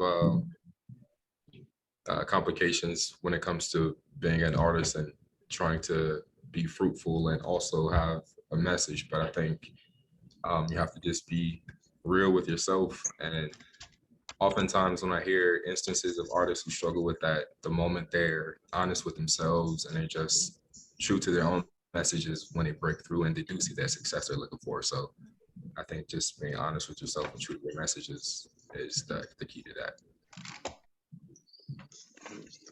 Thanks so much. And Stephen. It's financing. It's staying consistent. It's knowing you're talented enough to trust your own talent and having a strong enough faith system where you're not, running away from it. It's not letting work overcome you because, everybody here has a day job and we all do it in those fields and in those, those lanes of passion that support the artistry on some level, but honestly, it's not 100% driven towards the artistry. So it's not letting it die and staying passionate and continuing to rechannel and refocus that energy. Because if you gave me unlimited space and proper funding, and the stuff that I would create would knock your socks off. But I live in reality too. And not everybody's gonna be Jay-Z, but you can still be Stephen Munn from Cleveland, Ohio, born by way of Boston, and make some dope stuff, and it can resonate with 1 to 2 people, and those 1 to 2 people, it's changed their life for the better. So you have to kind of appreciate and keep in mind where you are, and you also have to be supportive. And I think sometimes we get in the way of each other's art. Why can't his, the next piece she does on the court be the Muhammad Ali with the wings? And, have some of my lyrics inscribed on the side while he plays the drums in the corner. You know what I'm saying? We do a dope drum circle. It's making sure that there's that connectivity. And, we like to see that more, but we do understand it is, like any sport, a competition on some level. And we're trying to make each other better. And there's just a lot of realities that we face. I'm sorry that wasn't 30 seconds, but I see it. It's a full circle thing.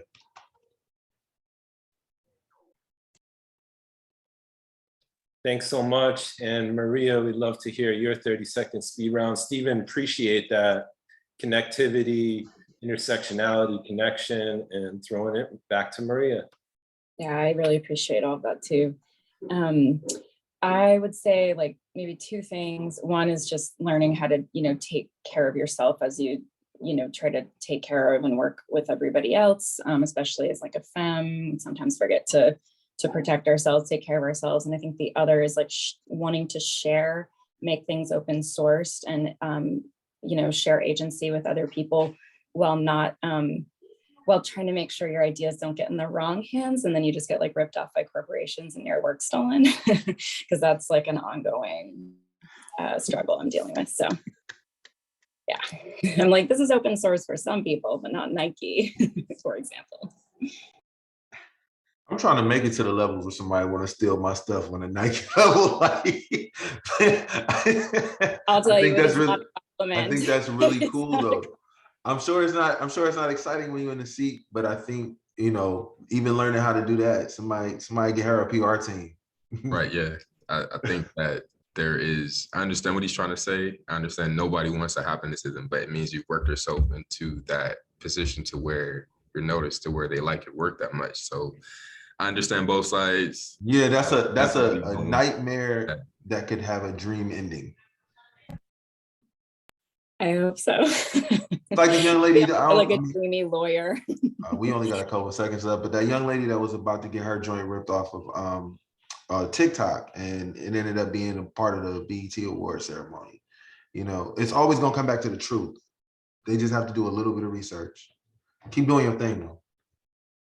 And Stephen, you mentioned the truth, and I think maybe a good way to maybe close this is to think about, you all are truth tellers through your art. And I kind of was looking for a quote to maybe help end today. And I guess a lot of folks don't connect Arundhati Roy with Muhammad Ali, but listen to this and think about us as storytellers and as truth tellers and as griots. Our strategy should not be only to confront empire, but to lay siege to it, to deprive it of oxygen, to shame it, to mock it with our art, our music, our literature, our stubbornness, our joy, our brilliance, our sheer relentlessness, and our ability to tell our own stories that are different from the ones we're being brainwashed to believe. Another world is not only possible, she is on her way. On a quiet day, I can hear her breathing. And your work is so powerful. I really want to thank Eli Wolf, the Muhammad Ali Center, my brother Antonio, happy birthday. I love you. I just want to say that we don't often, Muhammad Ali was about love. We don't often tell our family, our friends, this person, this human being has changed so many lives in this city and in this world. And I just want to say, I appreciate you. You are living that life in this community. You don't have that global reach of Muhammad, but you are living that way. And all of you are doing that work. And we really appreciate you, and thank everyone for listening in today. Thank you so much. Thank you, Dave, Antonio, and everyone. It was a pleasure to be here. It's great. Good meeting you Again, guys. happy birthday. You gotta live it up. Yes. Thank you so much. I will. Part of this, y'all are amazing. So Thank you all inspired. so much. That's the word. And everyone would love to share your work and make sure it's available following the event. And it's amazing. Thank you to Antonio and Dave and all of our panelists and sharing presenters. This was kind of a dream for you all, for us to be able to hear your work, and for you all to have this platform. And we really are so appreciative. But we're just going to take 1 minute now. We're going to transition. You're welcome, of course, to stay on. We'll just ask our new round, our amazing hip hop loves and all of our colleagues from around the world to turn on camera. And then we'll do a quick transition. I'll go ahead and introduce Renee. I know, yeah, Maya, I'm gonna start. And then whoever else is not able to turn on the video, just let me know. But no, we're so honored to have you all, and thank you all so much. There you go. Okay. Grab. There we go. And we have our amazing. Yeah, I can't open mine. Hold on, I'm gonna.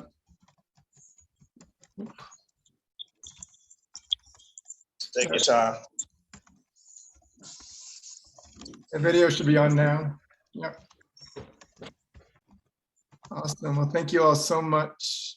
We may just take 30 seconds just to take a breath and transition. We've had an amazing morning, our 2 sessions, and really it's an honor to have our amazing artists. This compilation has really come together thanks to all of our colleagues and friends from around the world.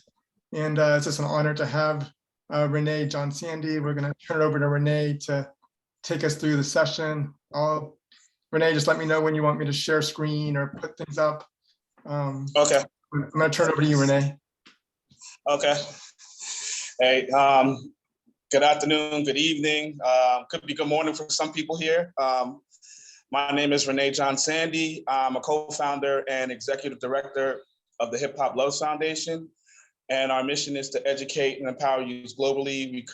We created workshops based off the pillars of hip hop, sports, and arts, and we use technology to connect youth globally. We've been doing this for about 12 years now. We've worked in 4 different continents. Actually, also had the honor and privilege to present and speak at the Ali Center in Louisville, Kentucky. Very much thanks to Eli and Janine, everybody who works at the center. And for anybody who's watching now who's never been to the Ali Center, it's definitely a trip you should take. Bring your family, friends, or just, by yourself. It's definitely a lot in there. It's a beautiful space, and you just see all the beautiful things that Ali represented and has done did in his magnificent lifetime. Today, we're going to focus in on a project that we put together. It's called Pinnacle. It's actually an album, and we connected artists from 6 different continents. And the original idea was we were actually just going to do 1 song for this forum, just to show the power of just hip hop and social change. And then we started putting some ideas around it, and it expanded to just being on a whole album. And we decided to base it around the core values of what Muhammad Ali stands for. So, it's pretty dynamic what we've been doing. It's actually going to be fully released on July 29th, but we'll be able to share a few clips of some of the artists on the panel that have recorded some of the songs. And yeah, it's just pretty dynamic. I think it's been a really exciting journey putting this together. And without further ado, I'm going to get to let everyone just introduce themselves and talk a little bit about themselves and what they do, because we have a magnificent group of panelists today. And I'm going to start off with Dumi. If you mind starting to introduce yourself, let the people know who you are and what you do. My name is Dumi Wright. I'm a hip hop artist. I'm an educator and advocate and ambassador. I call myself the emissary of MCing. I've been working in music and hip hop for a while, since the early 90s, when my brother and I first came out as Zimbabwe Legit. And since we had that international origin story, I figured what better way to continue that legacy, continue to reach out to people by working in global and international hip hop and in hip hop education. So I've been doing that. I'm blessed to connect with the Hip Hop Loves Foundation to be able to continue that kind of work and just reach out to people across the globe. So honored to be here, and thank you. Awesome. Next, we'll go to Raquel Delgado. Hi, everyone.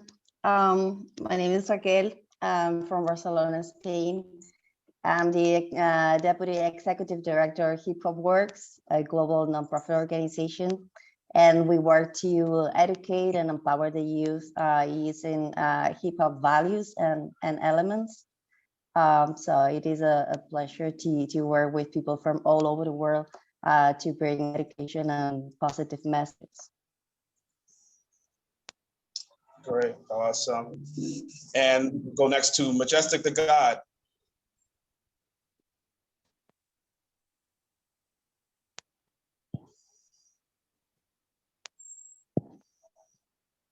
I had to be the one, right? I had to be the one that didn't hit the mute button. All right, here we go.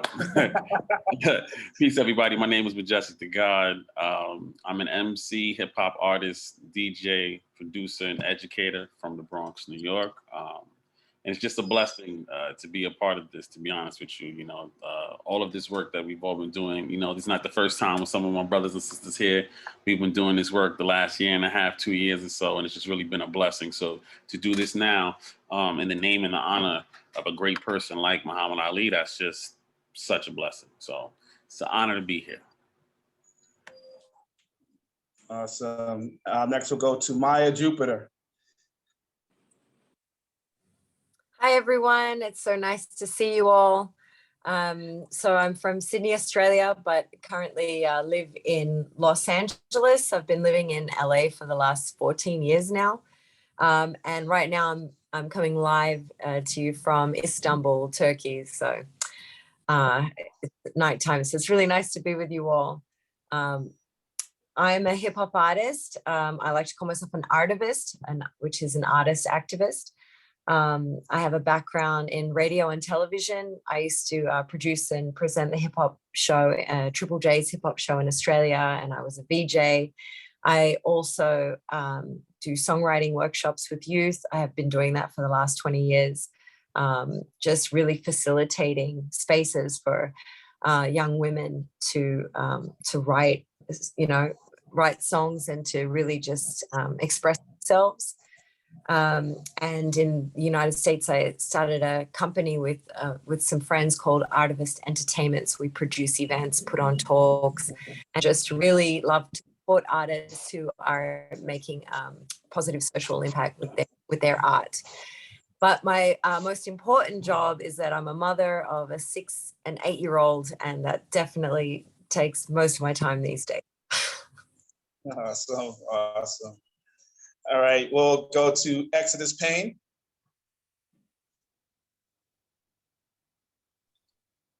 Hello, can you hear me? Yeah. Yeah. Yeah, my name's Exodus Payne. Sorry, I can't stop grinning. I was happy to be here. But yeah, my name's Exodus Payne. I'm a rap artist / music practitioner. I do workshops in like prisons, schools, primary schools, universities, also a hip hop educator, and have links with Hip Hop Works with Raquel, and just, yeah, really happy and honored to be here. And I do artwork as well. I did the artwork, which I was honored and felt privileged. Yeah, and like I said, I'm just happy to be here and seeing everyone who blessed the album, by the way. Yeah, definitely. We'll show the artwork again. You definitely did a great job on the graphics of the artwork. And let's go to MD. Wait. Testing. Can you hear me? Testing. Yeah, I can kind of hear you. It sounds a little raspy, but yeah. Yeah. What up? My name is M to the DWMD.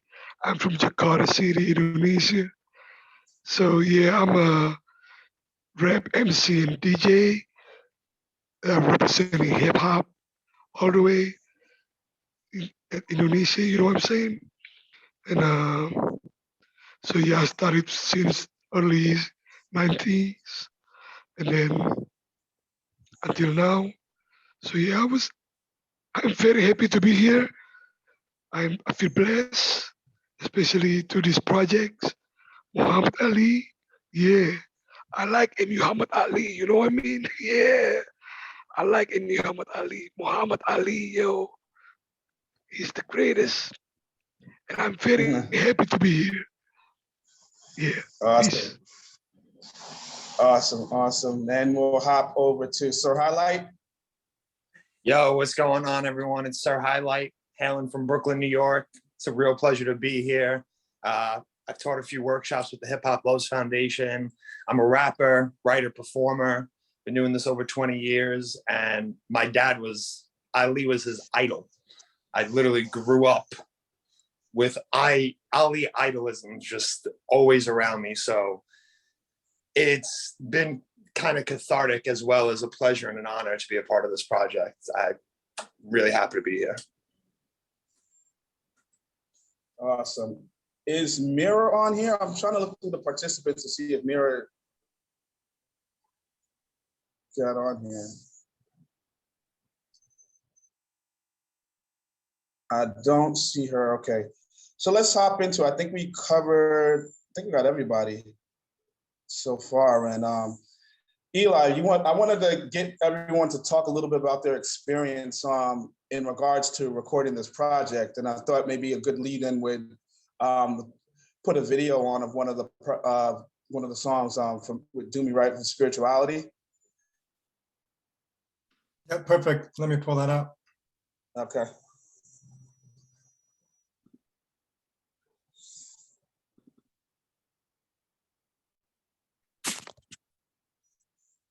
Here we go. Spirituality, turning these thoughts into reality. The way that some abuse it is a travesty, calamity. Can't believe the vanity, temporary insanity. Treating men like majesties can only lead to tragedies. For sure, it should be personal, something that you believe in. We're in the age to jump to conclusions instead of reason. We need a clearer vision, unity, not division. Who and what you choose, now that's a personal decision. Some might leave you stranded at the door side of the club. Refuse to lose, I know that all we really need is love. I remain at peace even if they don't want to hear it. The difference is I don't trust in the flesh, I trust the spirit. Just this, or something greater than. Bigger than you and me might be hard to understand. Looking high and low to find reality. Gotta look beyond the physicality, spirituality. Is it just this, or something greater than? Bigger than you and me might be hard to understand. Looking high and low to find reality. Gotta look beyond the physicality, spirituality. Awesome. That's a little sneak peek of what's been going on in the album. So that's a song called Spirituality that features Do Me Right, Maya Jupiter, Roma Attack, and it's produced by Jay Rawls. And Do Me, would you want to talk a little bit about your experience with recording the song and just, your thoughts? You can even go into a bit of what you feel about the core, some of Ali's core values. No, I think as with many on this panel, the thing about Muhammad Ali for all of us, and for me in particular, is his universal appeal. The original MC, right? When he'd be on the mic spitting in an interview, it was magnetic, it was charismatic. I'm pretty sure anyone that MCs now that was around then had some kind of spark or inspiration from just that. If you want to talk about swagger, you know what I mean? He had it. And so coming to this project, it was kind of like, oh my goodness, this is like a natural fit to pay tribute and honor, his core principles and values. And I like the idea of the different values and different artists coming up with it.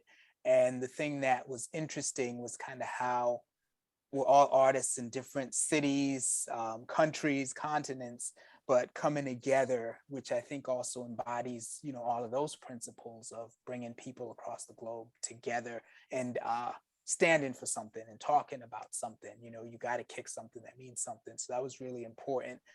With the songs for the album, got the titles and the music, and then just kind of tried to channel, background and experience and kind of what it meant and tell a story in a way that was compelling, but also meaningful and appealing. And a huge thing, I was talking to Maya about this on sidebar, was the inspiration that even though we're in disparate places, that we were able to provide each other, or I was able to get from artists. Talking about spirituality, that beat was just like banging, like swing, it just evoked immediate, passion. And then hearing the pieces that people had wrote, in particular on spirituality, what Maya said, it was like, oh, I can continue this story because I've already got this great foundation. Like, how could I go wrong? And won't tell people how much record time this came out in, but it was purely off of inspiration. You know what I mean? Like, without that, this might have been like 2 or 3 months sitting there like, well, what should I say? But it just felt so natural and it just flowed. So it's a beautiful thing for this particular song and this whole project. And big up to Exodus, too, just seeing like the artwork and the imagery as you're working on it, just kind of builds out that, like, okay, I know what I'm here to do. I know what my job is, and I'm gonna represent, because I can't half step on this. Yeah, absolutely. I'll chime in on I had to do me up last minute. We had a little bit of a hiccup with one of with the song in particular, and I actually hit up Doomy and was like, "Hey, Doomy, I got this song." I said, "You want to hop in on the song?" And it's like, well, when do I need to get it done by? I was like, ASAP. He's like, well, let me see it again. To reiterate what he said, and that's the beauty of like just the connection of music, and when people just vibe. He said, well, let me hear it and see if I can vibe with it. And he's like, the first thing he's like, yeah, Maya killed it. And he's like, yeah, I can do this. And he's like, I can get this to you in a day. And that's what he did. And I think that's the beauty of like using hip hop and also using technology and everyone being able to communicate and, be on one vibe. But it's pretty dynamic. Yeah. And Renee, the original timeline I gave you was like 2 weeks, and you were like, about 1 day. Exactly. Yeah, it came in within 24 hours, so much less than definitely. Maya, you want to chime in and talk a bit about your experience? Yeah, I mean, I was saying to Doomy, it'd be really awesome if we were all in the same room, if we could get in the same room and vibe off each other and share ideas. But that can't always happen with all the different time zones and also different languages. I think it's lucky that we both speak English. But, I feel that I'm at a disability because I only speak one language. My mother is Turkish, my dad is Mexican. There was a Spanish spoken in the home, but I never became fluent in either language. So anyway, for me, I mean, I just have to echo what everyone else is saying, just the fact that the greatness of who Muhammad Ali was and what he stood for. I mean, just the weight of that in itself is like, enough to inspire a song, enough to inspire words. And I feel like out of the whole list of all, because how every track on the album represents a value, and for me to get spirituality, for you to say I want you on the spirituality song like that, it was very much in alignment with my own journey of where I'm at right now in my life. So I was raised in Baha'i community as a child, and I declared Baha'i as a teenager, but then in my 20s I was not a part of the community. And Baha'is believe in 9 prophets of God, and that basically the oneness of mankind, And so now as I'm a mother, the question, and my kids are getting to the age now, the question for me has been, especially since COVID, I started to deepen my knowledge, my understanding of the faith. And so that's kind of where I went. That was my inspiration for this song, was digging deep into my own feelings about spirituality and, what I want to teach my children. And so that's why it's like, can you, I'm sorry, I haven't got my video to you yet. I'm planning on recording it here in Turkey, just so you know. But my lyrics are about, the oneness of mankind and something greater than ourselves. And it's really just about, what is the higher purpose that we all have on this planet, And I think that when you become of service, when you realize it's not about you, everything falls into place. You know what I mean? It's like, of course we have our passions and the things that we love, and we have to put food on the table, we got to pay our rent and all those things. But I'm talking about the bigger picture of life and how you carry yourself through this world and through your lifetime. I think that if you're always about the betterment of the community that you live in, I think then a lot of things tend to go your way and to fall into place. That's just been my experience. So that's kind of what I dug into. And that was my inspiration for the song. That's awesome. That's amazing. So I want to just also tell everyone who's watching, so when you talked about, you know, the pandemic, and it's pretty interesting. Like, you know, there's some people that I've connected with before the pandemic, but just so everyone knows, like most of us have never met in person ever in our lives, but we've talked and we communicate and we speak like we've known each other for years. Like, you know, there's certain people on the panel like I talk to like every day, like Exodus, like, you know, there's certain people I connect with Maya. And to even backtrack, we've worked on 3 projects before this. So there's the Stop Shooting Volume 1 and 2, and also Hip Hop Loves Compilation Volume 1, Hip Hop for Haiti. So some of us have, you know, we've all been developing relationships, like connecting, you know, as Maya related to before, you know, from, you know, online, recording different songs, speaking, you know, I communicate with a lot of people in different languages, different time zones. And, you know, it's definitely, you know, an interesting journey with it, but it's a beautiful journey because we've all connected to this beautiful thing called hip hop. And I think, you know, have everyone stands on that. I think it's beautiful to see that, you know, we have people from so many different countries, from vernacular languages, who can just communicate. So it just shows the power of hip hop within that. Eli, you want to put on the dedication video with Exodus Payne? Then I'll let Exodus talk a little about his experience. Yeah, just give me one second here. Take your time. Yeah. Yeah, here we go. Yeah, just also go, okay, go there. Cool. Yeah.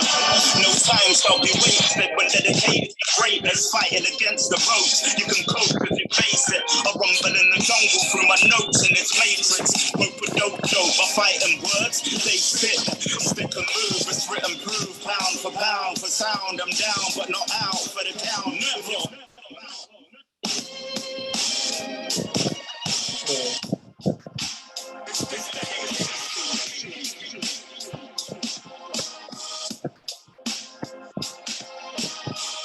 Yeah.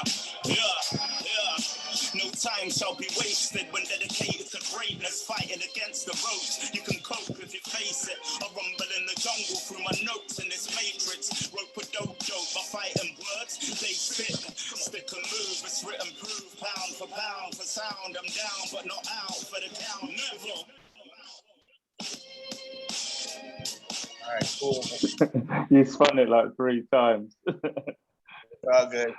So X, man, talk about your experience, you know, recording, also just doing the graphics, because I know you put a lot of time, a lot of energy into the, you know, putting this all together and had a lot of thought around it. So love for you to share, you know, your experience with it. Yeah, it was really cool because it was almost alignment, because I just finished reading the Will Smith biography, and then whilst reading it, I thought, yeah, let me go and rewatch Ali. And then I was going to start going on an Ali binge / some of Will Smith stuff as well. And then that's when you hit us up with the project and said about doing the artwork. So I felt really honored to do that. And then I felt the alignment. So yeah, man, I just vibes with yourself, Renee, the global plug. You know, and then I just got into the zone really, and we started watching all the Ali interviews for the clips, and then watching all his you know, when he does all his dope poetry / spoken word, and getting ideas for other projects as well. So it was pretty cool. I really enjoyed it. And then when it came to doing the actual track, dedication, I felt like I would use, like, you know, double meanings and certain things to do with Ali, like, you know, Rumble in the Jungle, and which everyone like did as well, and then using When We Were Kings. I listened to a bit of that as well, you know, the Fugees track with Buster, and like just for inspiration, and also I wanted my verse to be like a dedication to other people going through things. That's why I say I talk about what do I say? I say something like I'll be about and about, because the job that I do when young people are fighting or feel like they're fighting against the issues, whether it's like internal or external, like as a music practitioner and someone who helps them express themselves through lyrics, I feel I've got to be about for that battle. So I just wanted to show that, and the work that we all do, you know, like that it's about community work and working together. So that's what I tried to get across in my bars. And yeah, that's basically, yeah, most of what I did channel from that. But it was like going on a Muhammad Ali binge and focusing on the work that we do, and yeah, just combining bits of wordplay that will make people around the globe feel included, like Ali did. So yeah. That's great. That's amazing. You know, it's very, you know, it's definitely been an honor and privilege, you know, just to see, you know, all the stuff that you've done with the project, and, you know, from the graphics to, you know, even getting into the different songs, and you know, your energy within it was, you know, definitely amazing with it, you know. So no, definitely appreciate you, brother. No, I appreciate you like getting in touch about that, and I really did enjoy getting that written and put out. Like, you know, I did it in good time, because I practically jumped to the studio like Rocky / Ali, but like, you know, so I was running backwards into the booth. Yeah, so yeah, I'll pass it on anyway, but that's my story. Eli, you mind? You want to put on the Majestic the God video clip? There we go. And we'll have Majestic talk about this a bit afterwards.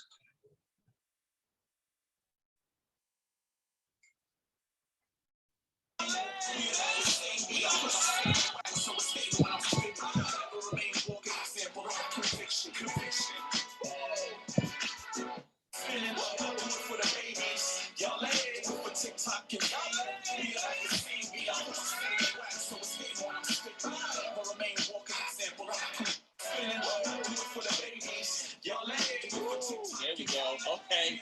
You wanna go good. Go ahead, brother. Do your thing. Do your thing, player.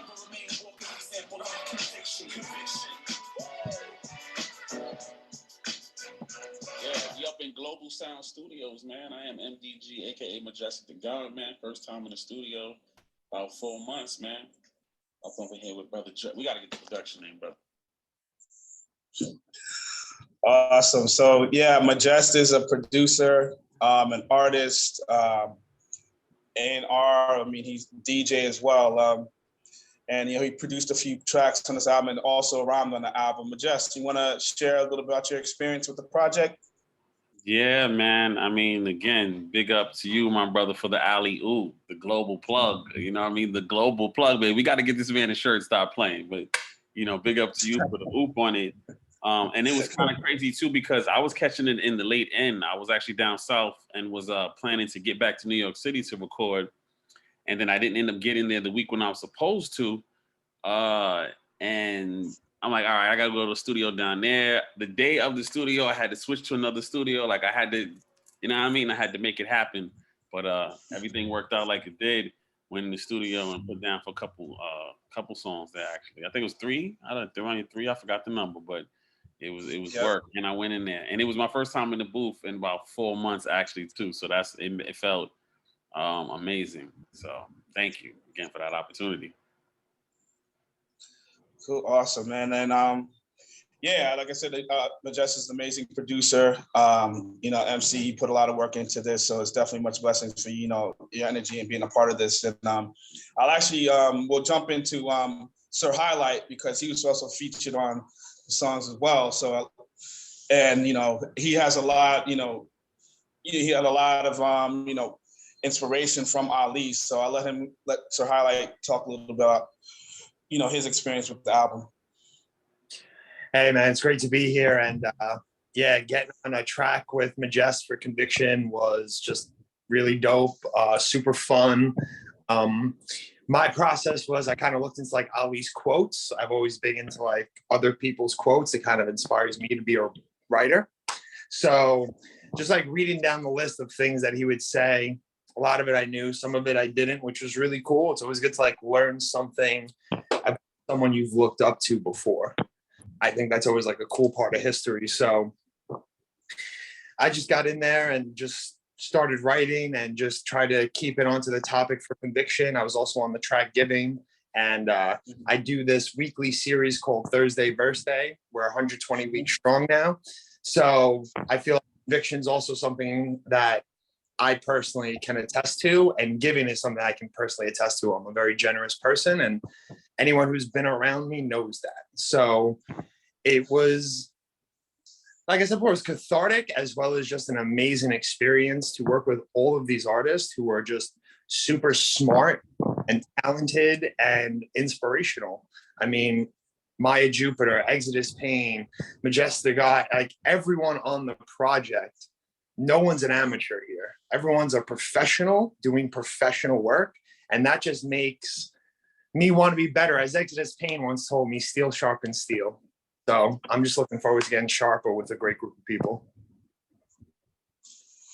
Yeah, it's awesome. I mean, just to even talk a little more, like, we create, the way we kind of work with these songs too, it always makes it good because everybody is in different places, different countries sometimes. So even if it's a big project, we'll actually create a group chat just with a particular song. And then everyone gets to communicate, because sometimes everyone can't communicate in the same language. So if someone's using Translate or something of that nature, or using a video, so like, it's really cool to see even the development of that song, because Sir Highlight was, coming up with cool hooks, videotaping the hooks and playing it so people can say, hey, this is great. Oh, we can build with this. And just seeing the chemistry is just amazing. And yeah, man, it's definitely a blessing to have you.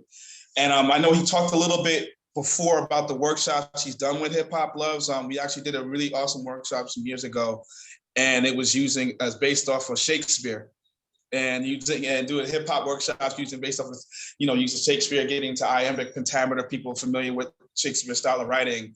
And we did it in Brownsville, Brooklyn, and it was pretty amazing. And, we've continued the growth and, the evolution of like recording on different projects and stuff like that too. So I just wanted to, just throw you kudos with that and let people know what you do, man.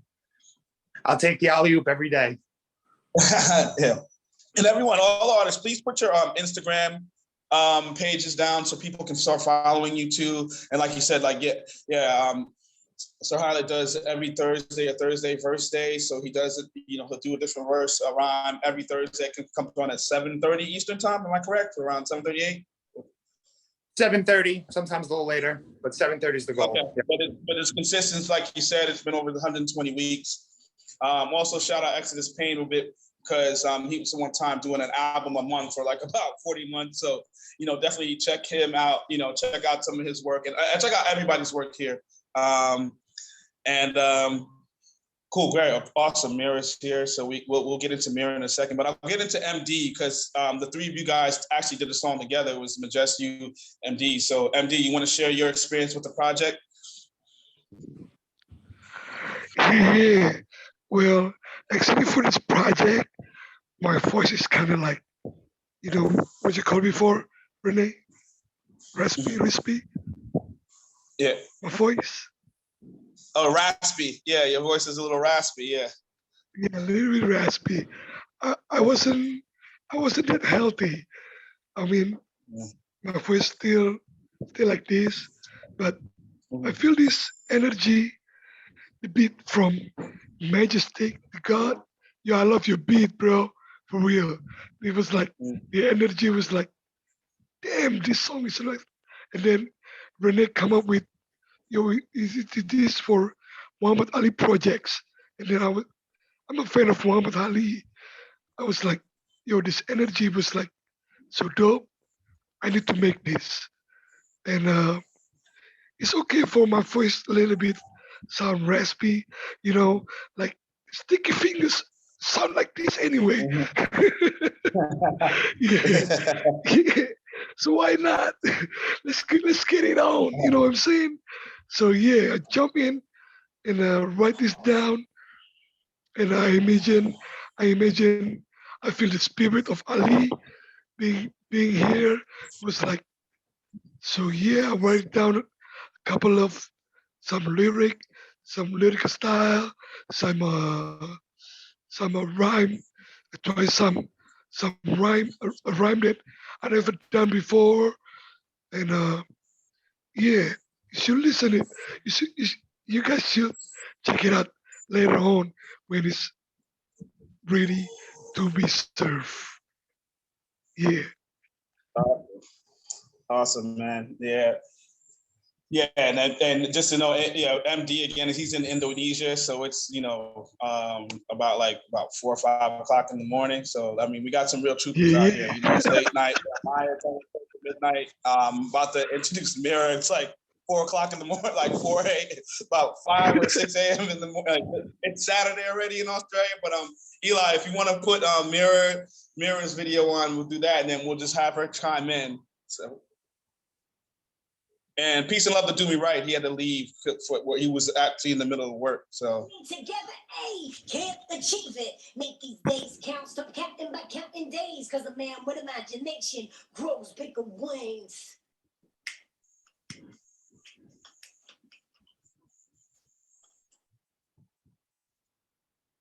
Wholeheartedly practicing how I live, directing the vision, providing honor of life's gifts. My will so ill, goals more consistent, learning from challenges and gaining all resilience. Universe's wisdom, aligned to its system. Commitment by all of us breeds more kinship. Connect, respect, compassion, and intellect is the backbone for love. That's the fellowship. If our mind can't conceive it, our heart can't believe it. You and me together, can't achieve it. Make these days count. Stop counting by counting days. Cause a man with imagination grows bigger wings. awesome. Cool. Mira, are you there?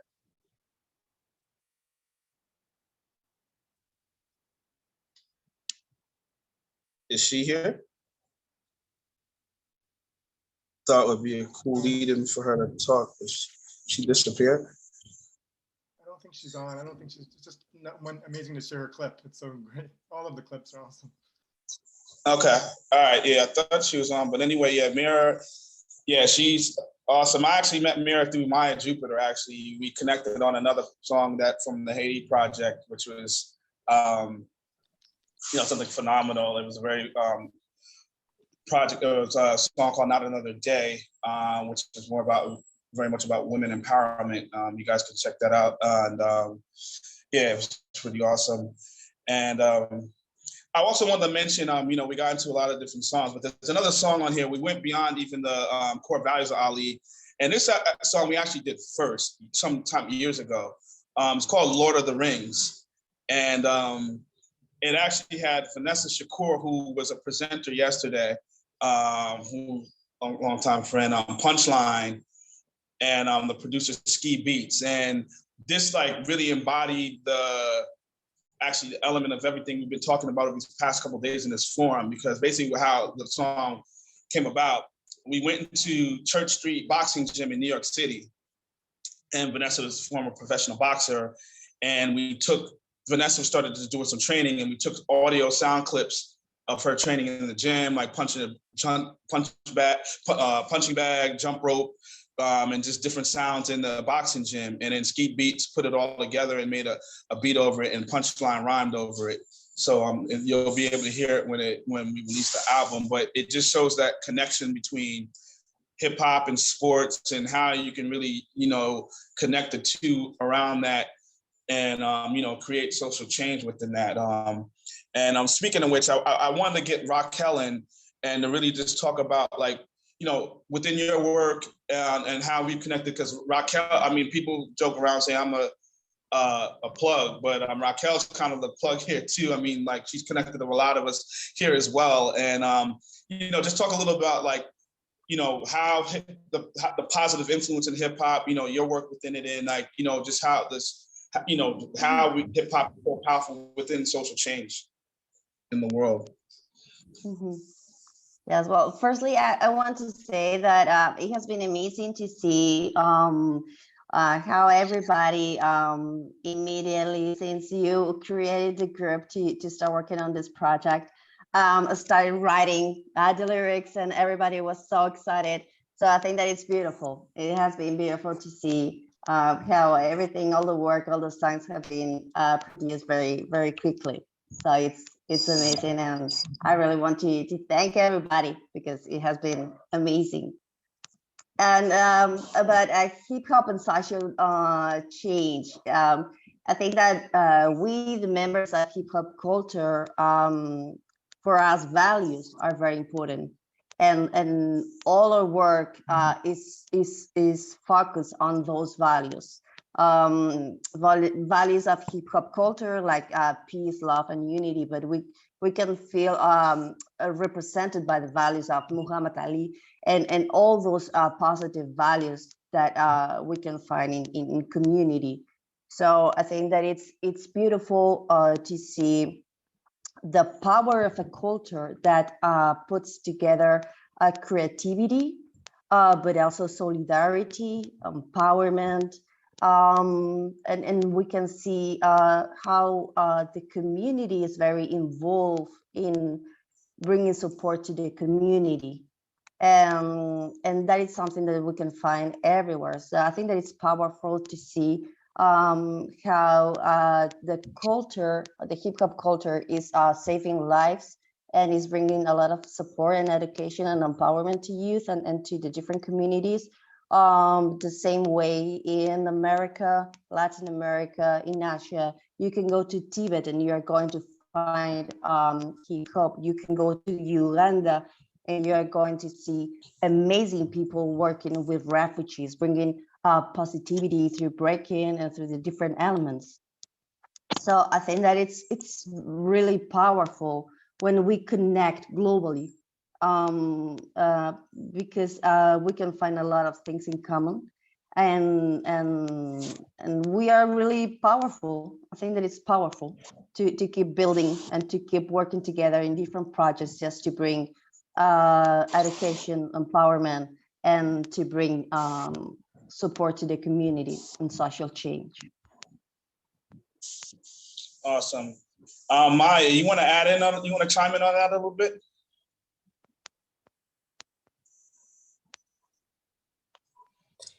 Yes. What was the question again? It's basically showing like how hip hop, just the power of hip hop and how it's just affected like our global community, using it, as a tool for social change. Right.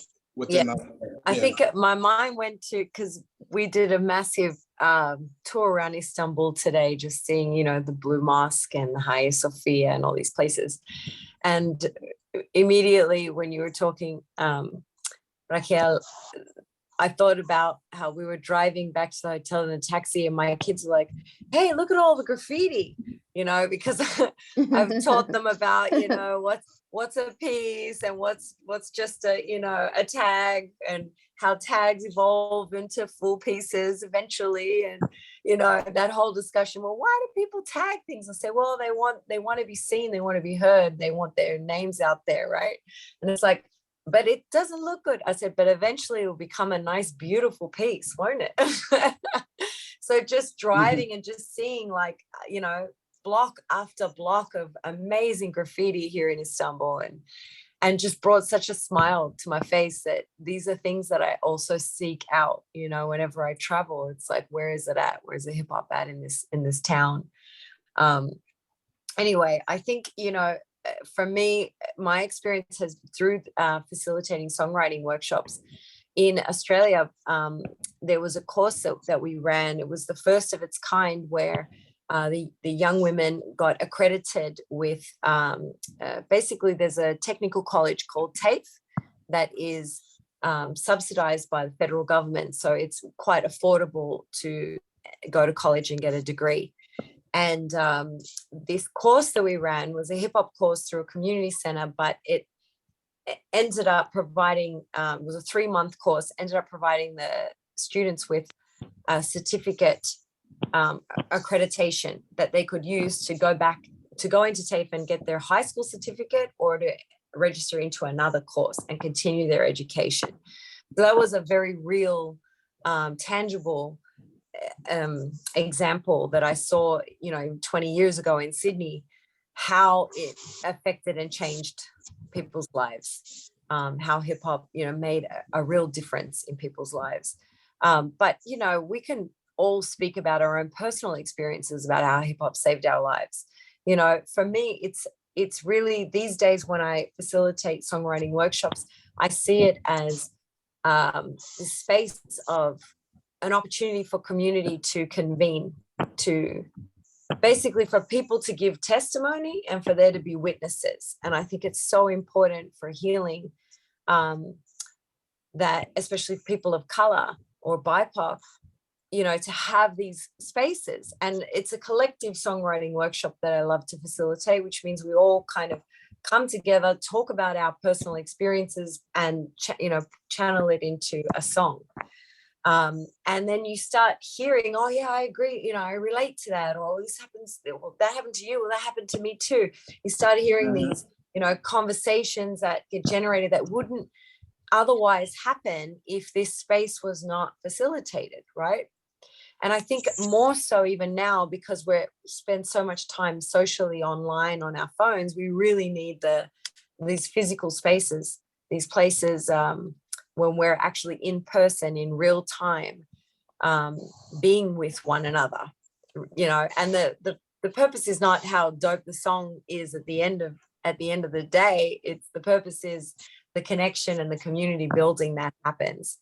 So for me, that's one aspect of it. Through Artivist, we started producing charlas, which are talks. So we would have panelists, but we would always have a musical or an artistic element that would speak to whatever the discussion was that we were talking about. And so for me, it's always about weaving in the elements and weaving in the elements of hip hop somehow, or, I think just reflecting on what you were saying earlier, Renee, with, athletes and their activism and partnerships between, athletics and music. I mean, music is the essence of life, really. I mean, music is everywhere. It's impossible to separate music from any part of our lives.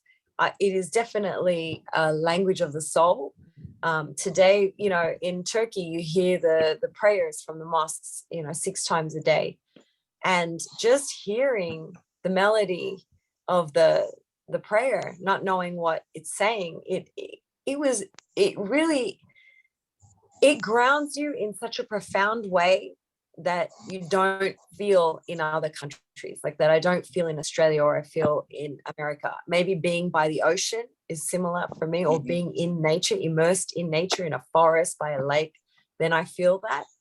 But it's amazing because it's such a loud, prayer amongst the city.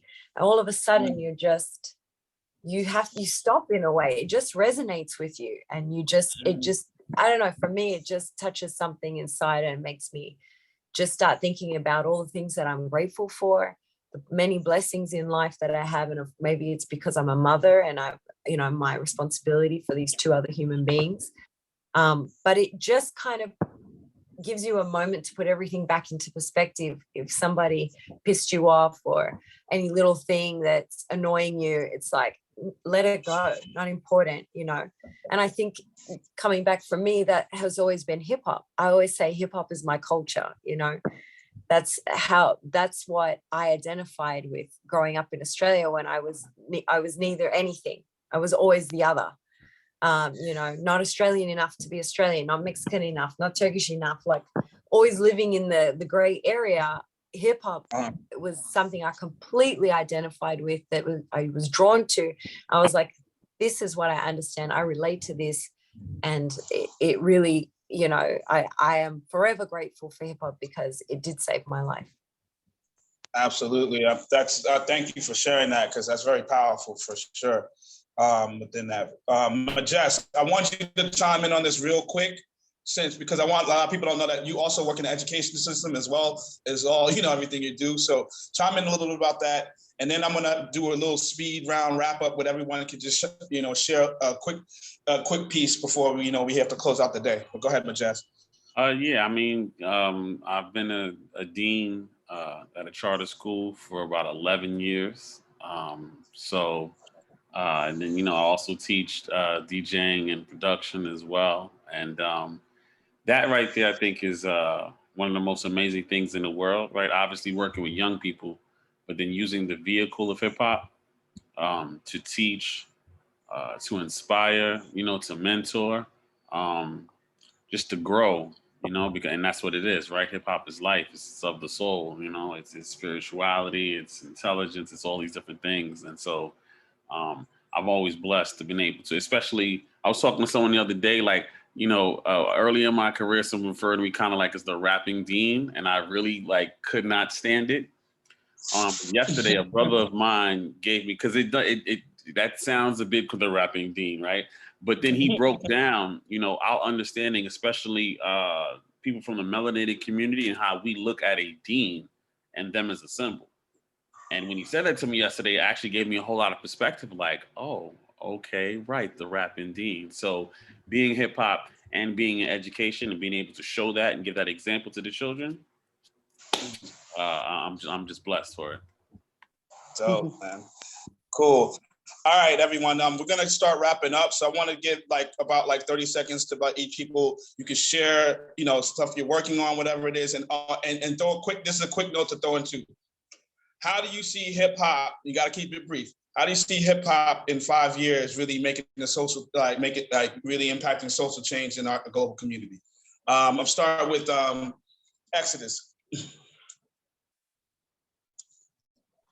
I knew you were going to say me. Yeah, I've already seen it from some of the funding applications that I've been looking at to continue doing some of the workshops that we do. And the amount of people that are getting in touch with me, asking me to go into schools, go into different places, because they've taken hip hop more serious, because they know that the school curriculum is quite primitive, and hip hop is like a newer way of engaging the young people. So therefore, all of the people that are in hip hop / education are being hollered at. So in the next 5 years or so, I see hip hop taking over through education, as well as on mainstream radio, as it has been but like more conscious, because the more conscious ones of us are the ones that teach. So therefore, yeah, the young people are going to be getting some of that goodness to balance everything out. So more balance. So Highlight, let you chime in real quick.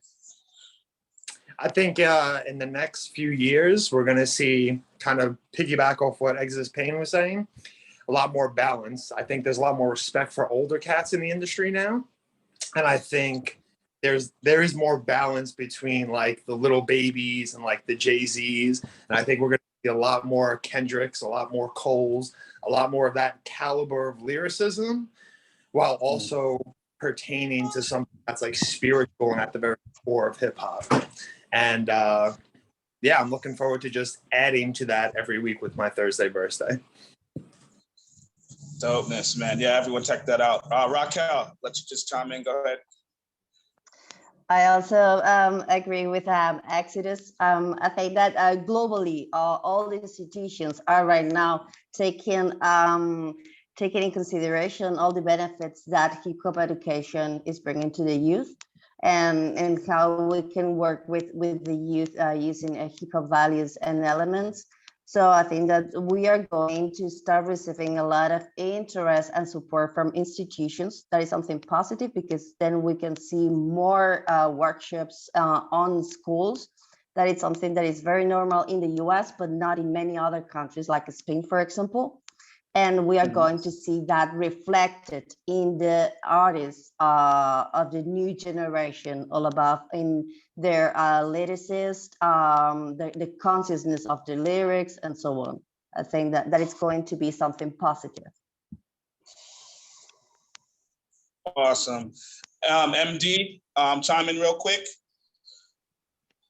So yeah, in a few years from now, hip hop will be more greater, and there will be a lot of hip hoppers joining, the young and the legends will be like more from all the elements, from the breakers, from the DJs, from the lyricism, from the lyricists, and then from all the gravities.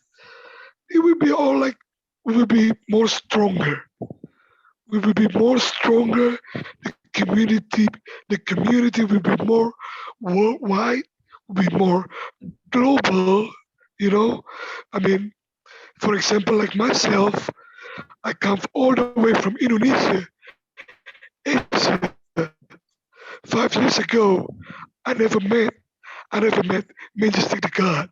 I never met Maya. But right now, I met all of you. I'm in here. I'm in Muhammad Ali. Yo, Louisville, Kentucky project. Hey, yo, what up? You know what I mean? So 5 more years, we'll be more greater than this, yo. 5 more years, we all be more greater than this. You know what I'm saying? So yeah, 5 more years, it will be more awesome. Hip hop will be awesome. You know what I'm saying? So peace to all of y'all. Peace to all of y'all. No. What up? Yeah, man, you sounded like you trying to run for president, man. I mean, you might get my Yo. But chime in, Majesh, you go, and then Maya, I'll have you close out your words, and then we're gonna close out for the day, real quick.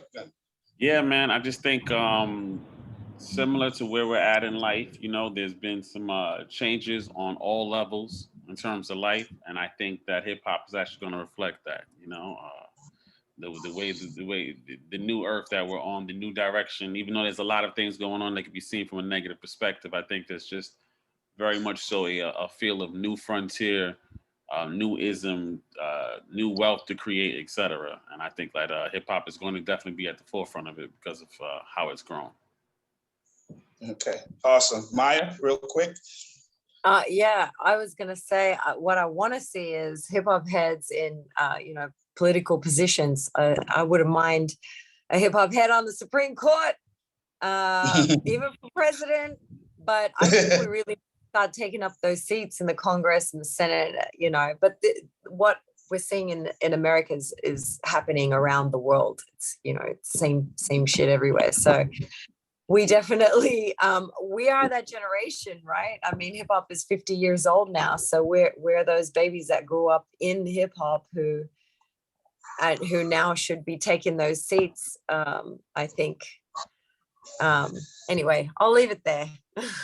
Awesome. That's dope. So yeah, I mean, I'm gonna say thank you guys, everyone who's participated in this panel. It's amazing. It's an honor and privilege to work with you guys and to continue to work with you guys. Definitely July 29th, the album will come out on all streamlined platforms, and you can look up Hip Hop Loves, HIPHOPLOVES. I'll write it in the group. You can follow our page for more information. Please make sure to follow all these dynamic people on the panel. Thank you to the Ali Center. Thank you, everybody. I've been watching the panels for the last couple of days. It's been some pretty dynamic conversations, and at this point, I want to hand it over to Eli, who I want to just acknowledge him for being such an amazing person. He's been a part of our advisory board since year one. And I'm here in Rio de Janeiro, Brazil, and he actually helped us facilitate our first workshops, connecting us with people. So thank you, Eli, and thank everyone at the Ali Center. I'm gonna hand it over to Eli and Ashley right now so they can close out the days. MD for president. Thank you all. No, congratulations. This is really a truly amazing and inspirational, very powerful collaboration and project. And for all of you to come from around the world we're just so appreciative. It's been an amazing forum. I'm going to turn it over to Ashley to share some closing words, and then Mary and I and Yannick, and we also are going to do a little happy birthday for Antonio. But I'll turn it over to Ashley to start our closing. Awesome. No, thank you all so much for tuning in both yesterday and today. We've had some amazingly powerful conversations. We've had some really impactful moments. I thank all of our presenters from both days for coming in and sharing this virtual space with the world, and also sharing in with like your own vulnerability and bringing and sharing your expertise. It's been just absolutely amazing. This was the 10th anniversary of Athletes in Social Change, so it's just getting us geared up to see what happens at the 20th anniversary, the 30th anniversary, and so forth and so on. But without further ado, again, if you've had, if there's been an impactful moment that you want to capture, we highly encourage you to use our hashtags. Please check out things that's going on at the Ali Center. You can check us out on Instagram at Ali Center Lou. We also are on Facebook and Twitter. And then I'm going to go ahead and turn it over to you, Dr. Holmes. All right. Well, again, thank you.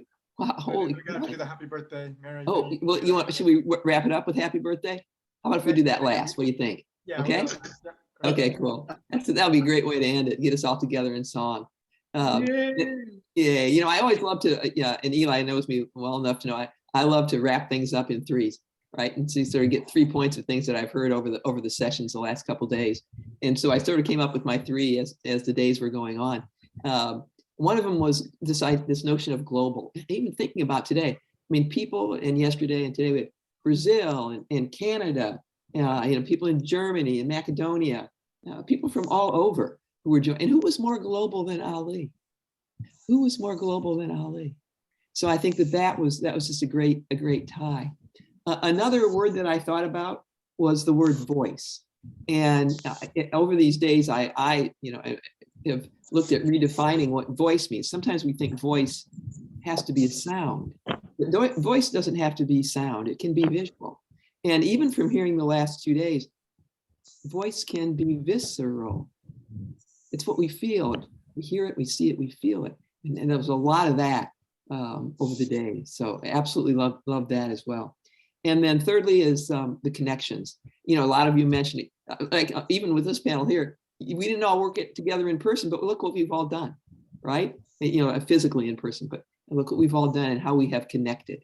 And so I think all these connections are great. Yesterday, and some of you were on yesterday, some of you weren't, but the very first, it was in the very first session, I think, someone presented Dr. McCormick, I think, presented a painting picture that Ali had drawn.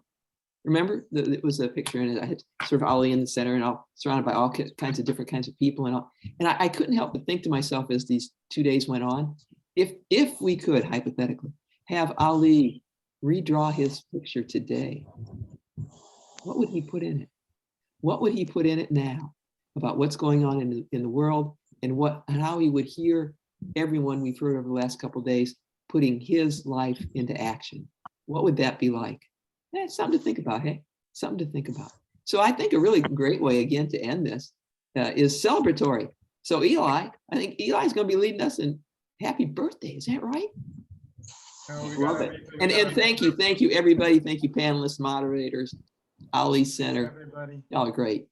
Yeah, no, thank you so much, and to Ashley and to the Ali. And yeah, we do have those amazing artists around the world, and we have a birthday. So yay. We definitely got to do some birthday. And Antonio, thank you, amazing. And so any remarks, Antonio, any happy birthday reflections or? Just to be honest with you, this is like the best birthday ever. I remember 50, being 50 was amazing, but being 51 today, listening to all these people that are like me, where at some point I thought I was weird. The fact that I use hip hop, that I use music and rhythm. When I'm long jumping as a long jumper at Northeastern University, when I get to the board to go take my long jump, the rhythm that I use to empower me to jump 25 feet, and reach back for the baton on the football 1x1 relay, all these rhythm, everything that I've used to help my life, to help me be the parent that I am, the community leader that I am, and to hear other people saying out loud means I'm not weird. There's nothing wrong with me. It's just you guys give me permission to be who I am and be okay with that. And after 50, guess what? We don't give a F. We just gotta do what we need to do and make social change. Get the F out of here. Let's do this shit, y'all. Thank you. so Happy much. birthday. Y'all. Yes. And I'm coming to New York in August. Yes. And again, Thank you, Eli. look forward in the future in person. Ashley, thank you all. And we'll probably go ahead and close out, but amazing. Congratulations to everyone. And thank you all around the world and everyone for coming together for this important 2 days and really, the love and the collaboration and the power. It's about how do we keep it going. So thank you, Ashley. I'll turn over to you and we'll close out. So thank you. Yeah. Awesome. I don't have too much more to say that I haven't already said, but just again, thank you, everyone. Please check out the Ali Center. If you come to Louisville, Kentucky, we have amazing programs that you can participate in. And again, super excited to come back together next year to see what power we bring together. So farewell. We'll chat with everyone again. Have a great weekend, everyone. Happy birthday. Happy birthday. Happy birthday. Happy birthday. Hey, Mary. Thank Mary, you. we gotta get to the Louisville game, man. MD for president. President, baby. Raspy. I love it. Take care, y'all. Enjoy Turkey, Maya. Yeah, thanks. Yeah, enjoy your holiday. Thanks, everybody. I thought we were gonna sing happy birthday. Well, we thought MD was gonna do it, but he got a little raspy voice, so we're gonna let him off the hook this time. I was gonna do the ad-libs like Puffy. Yeah. Happy birthday. Yo, happy birthday, everybody. Peace. All the best. Stay healthy, yo. Stay healthy, stay stronger. Peace. Peace and love. Thank you. Sign out. Yeah. Good. We'll talk soon, everyone. Yeah. All right, Okay, take care. See y'all. Thank you. Renee. Awesome. Nash, I'm gonna sign off. Have a great weekend. Okay, perfect. Yeah, I'm going to go ahead and close the Zoom then. Yeah, feel free to close it out. That's awesome.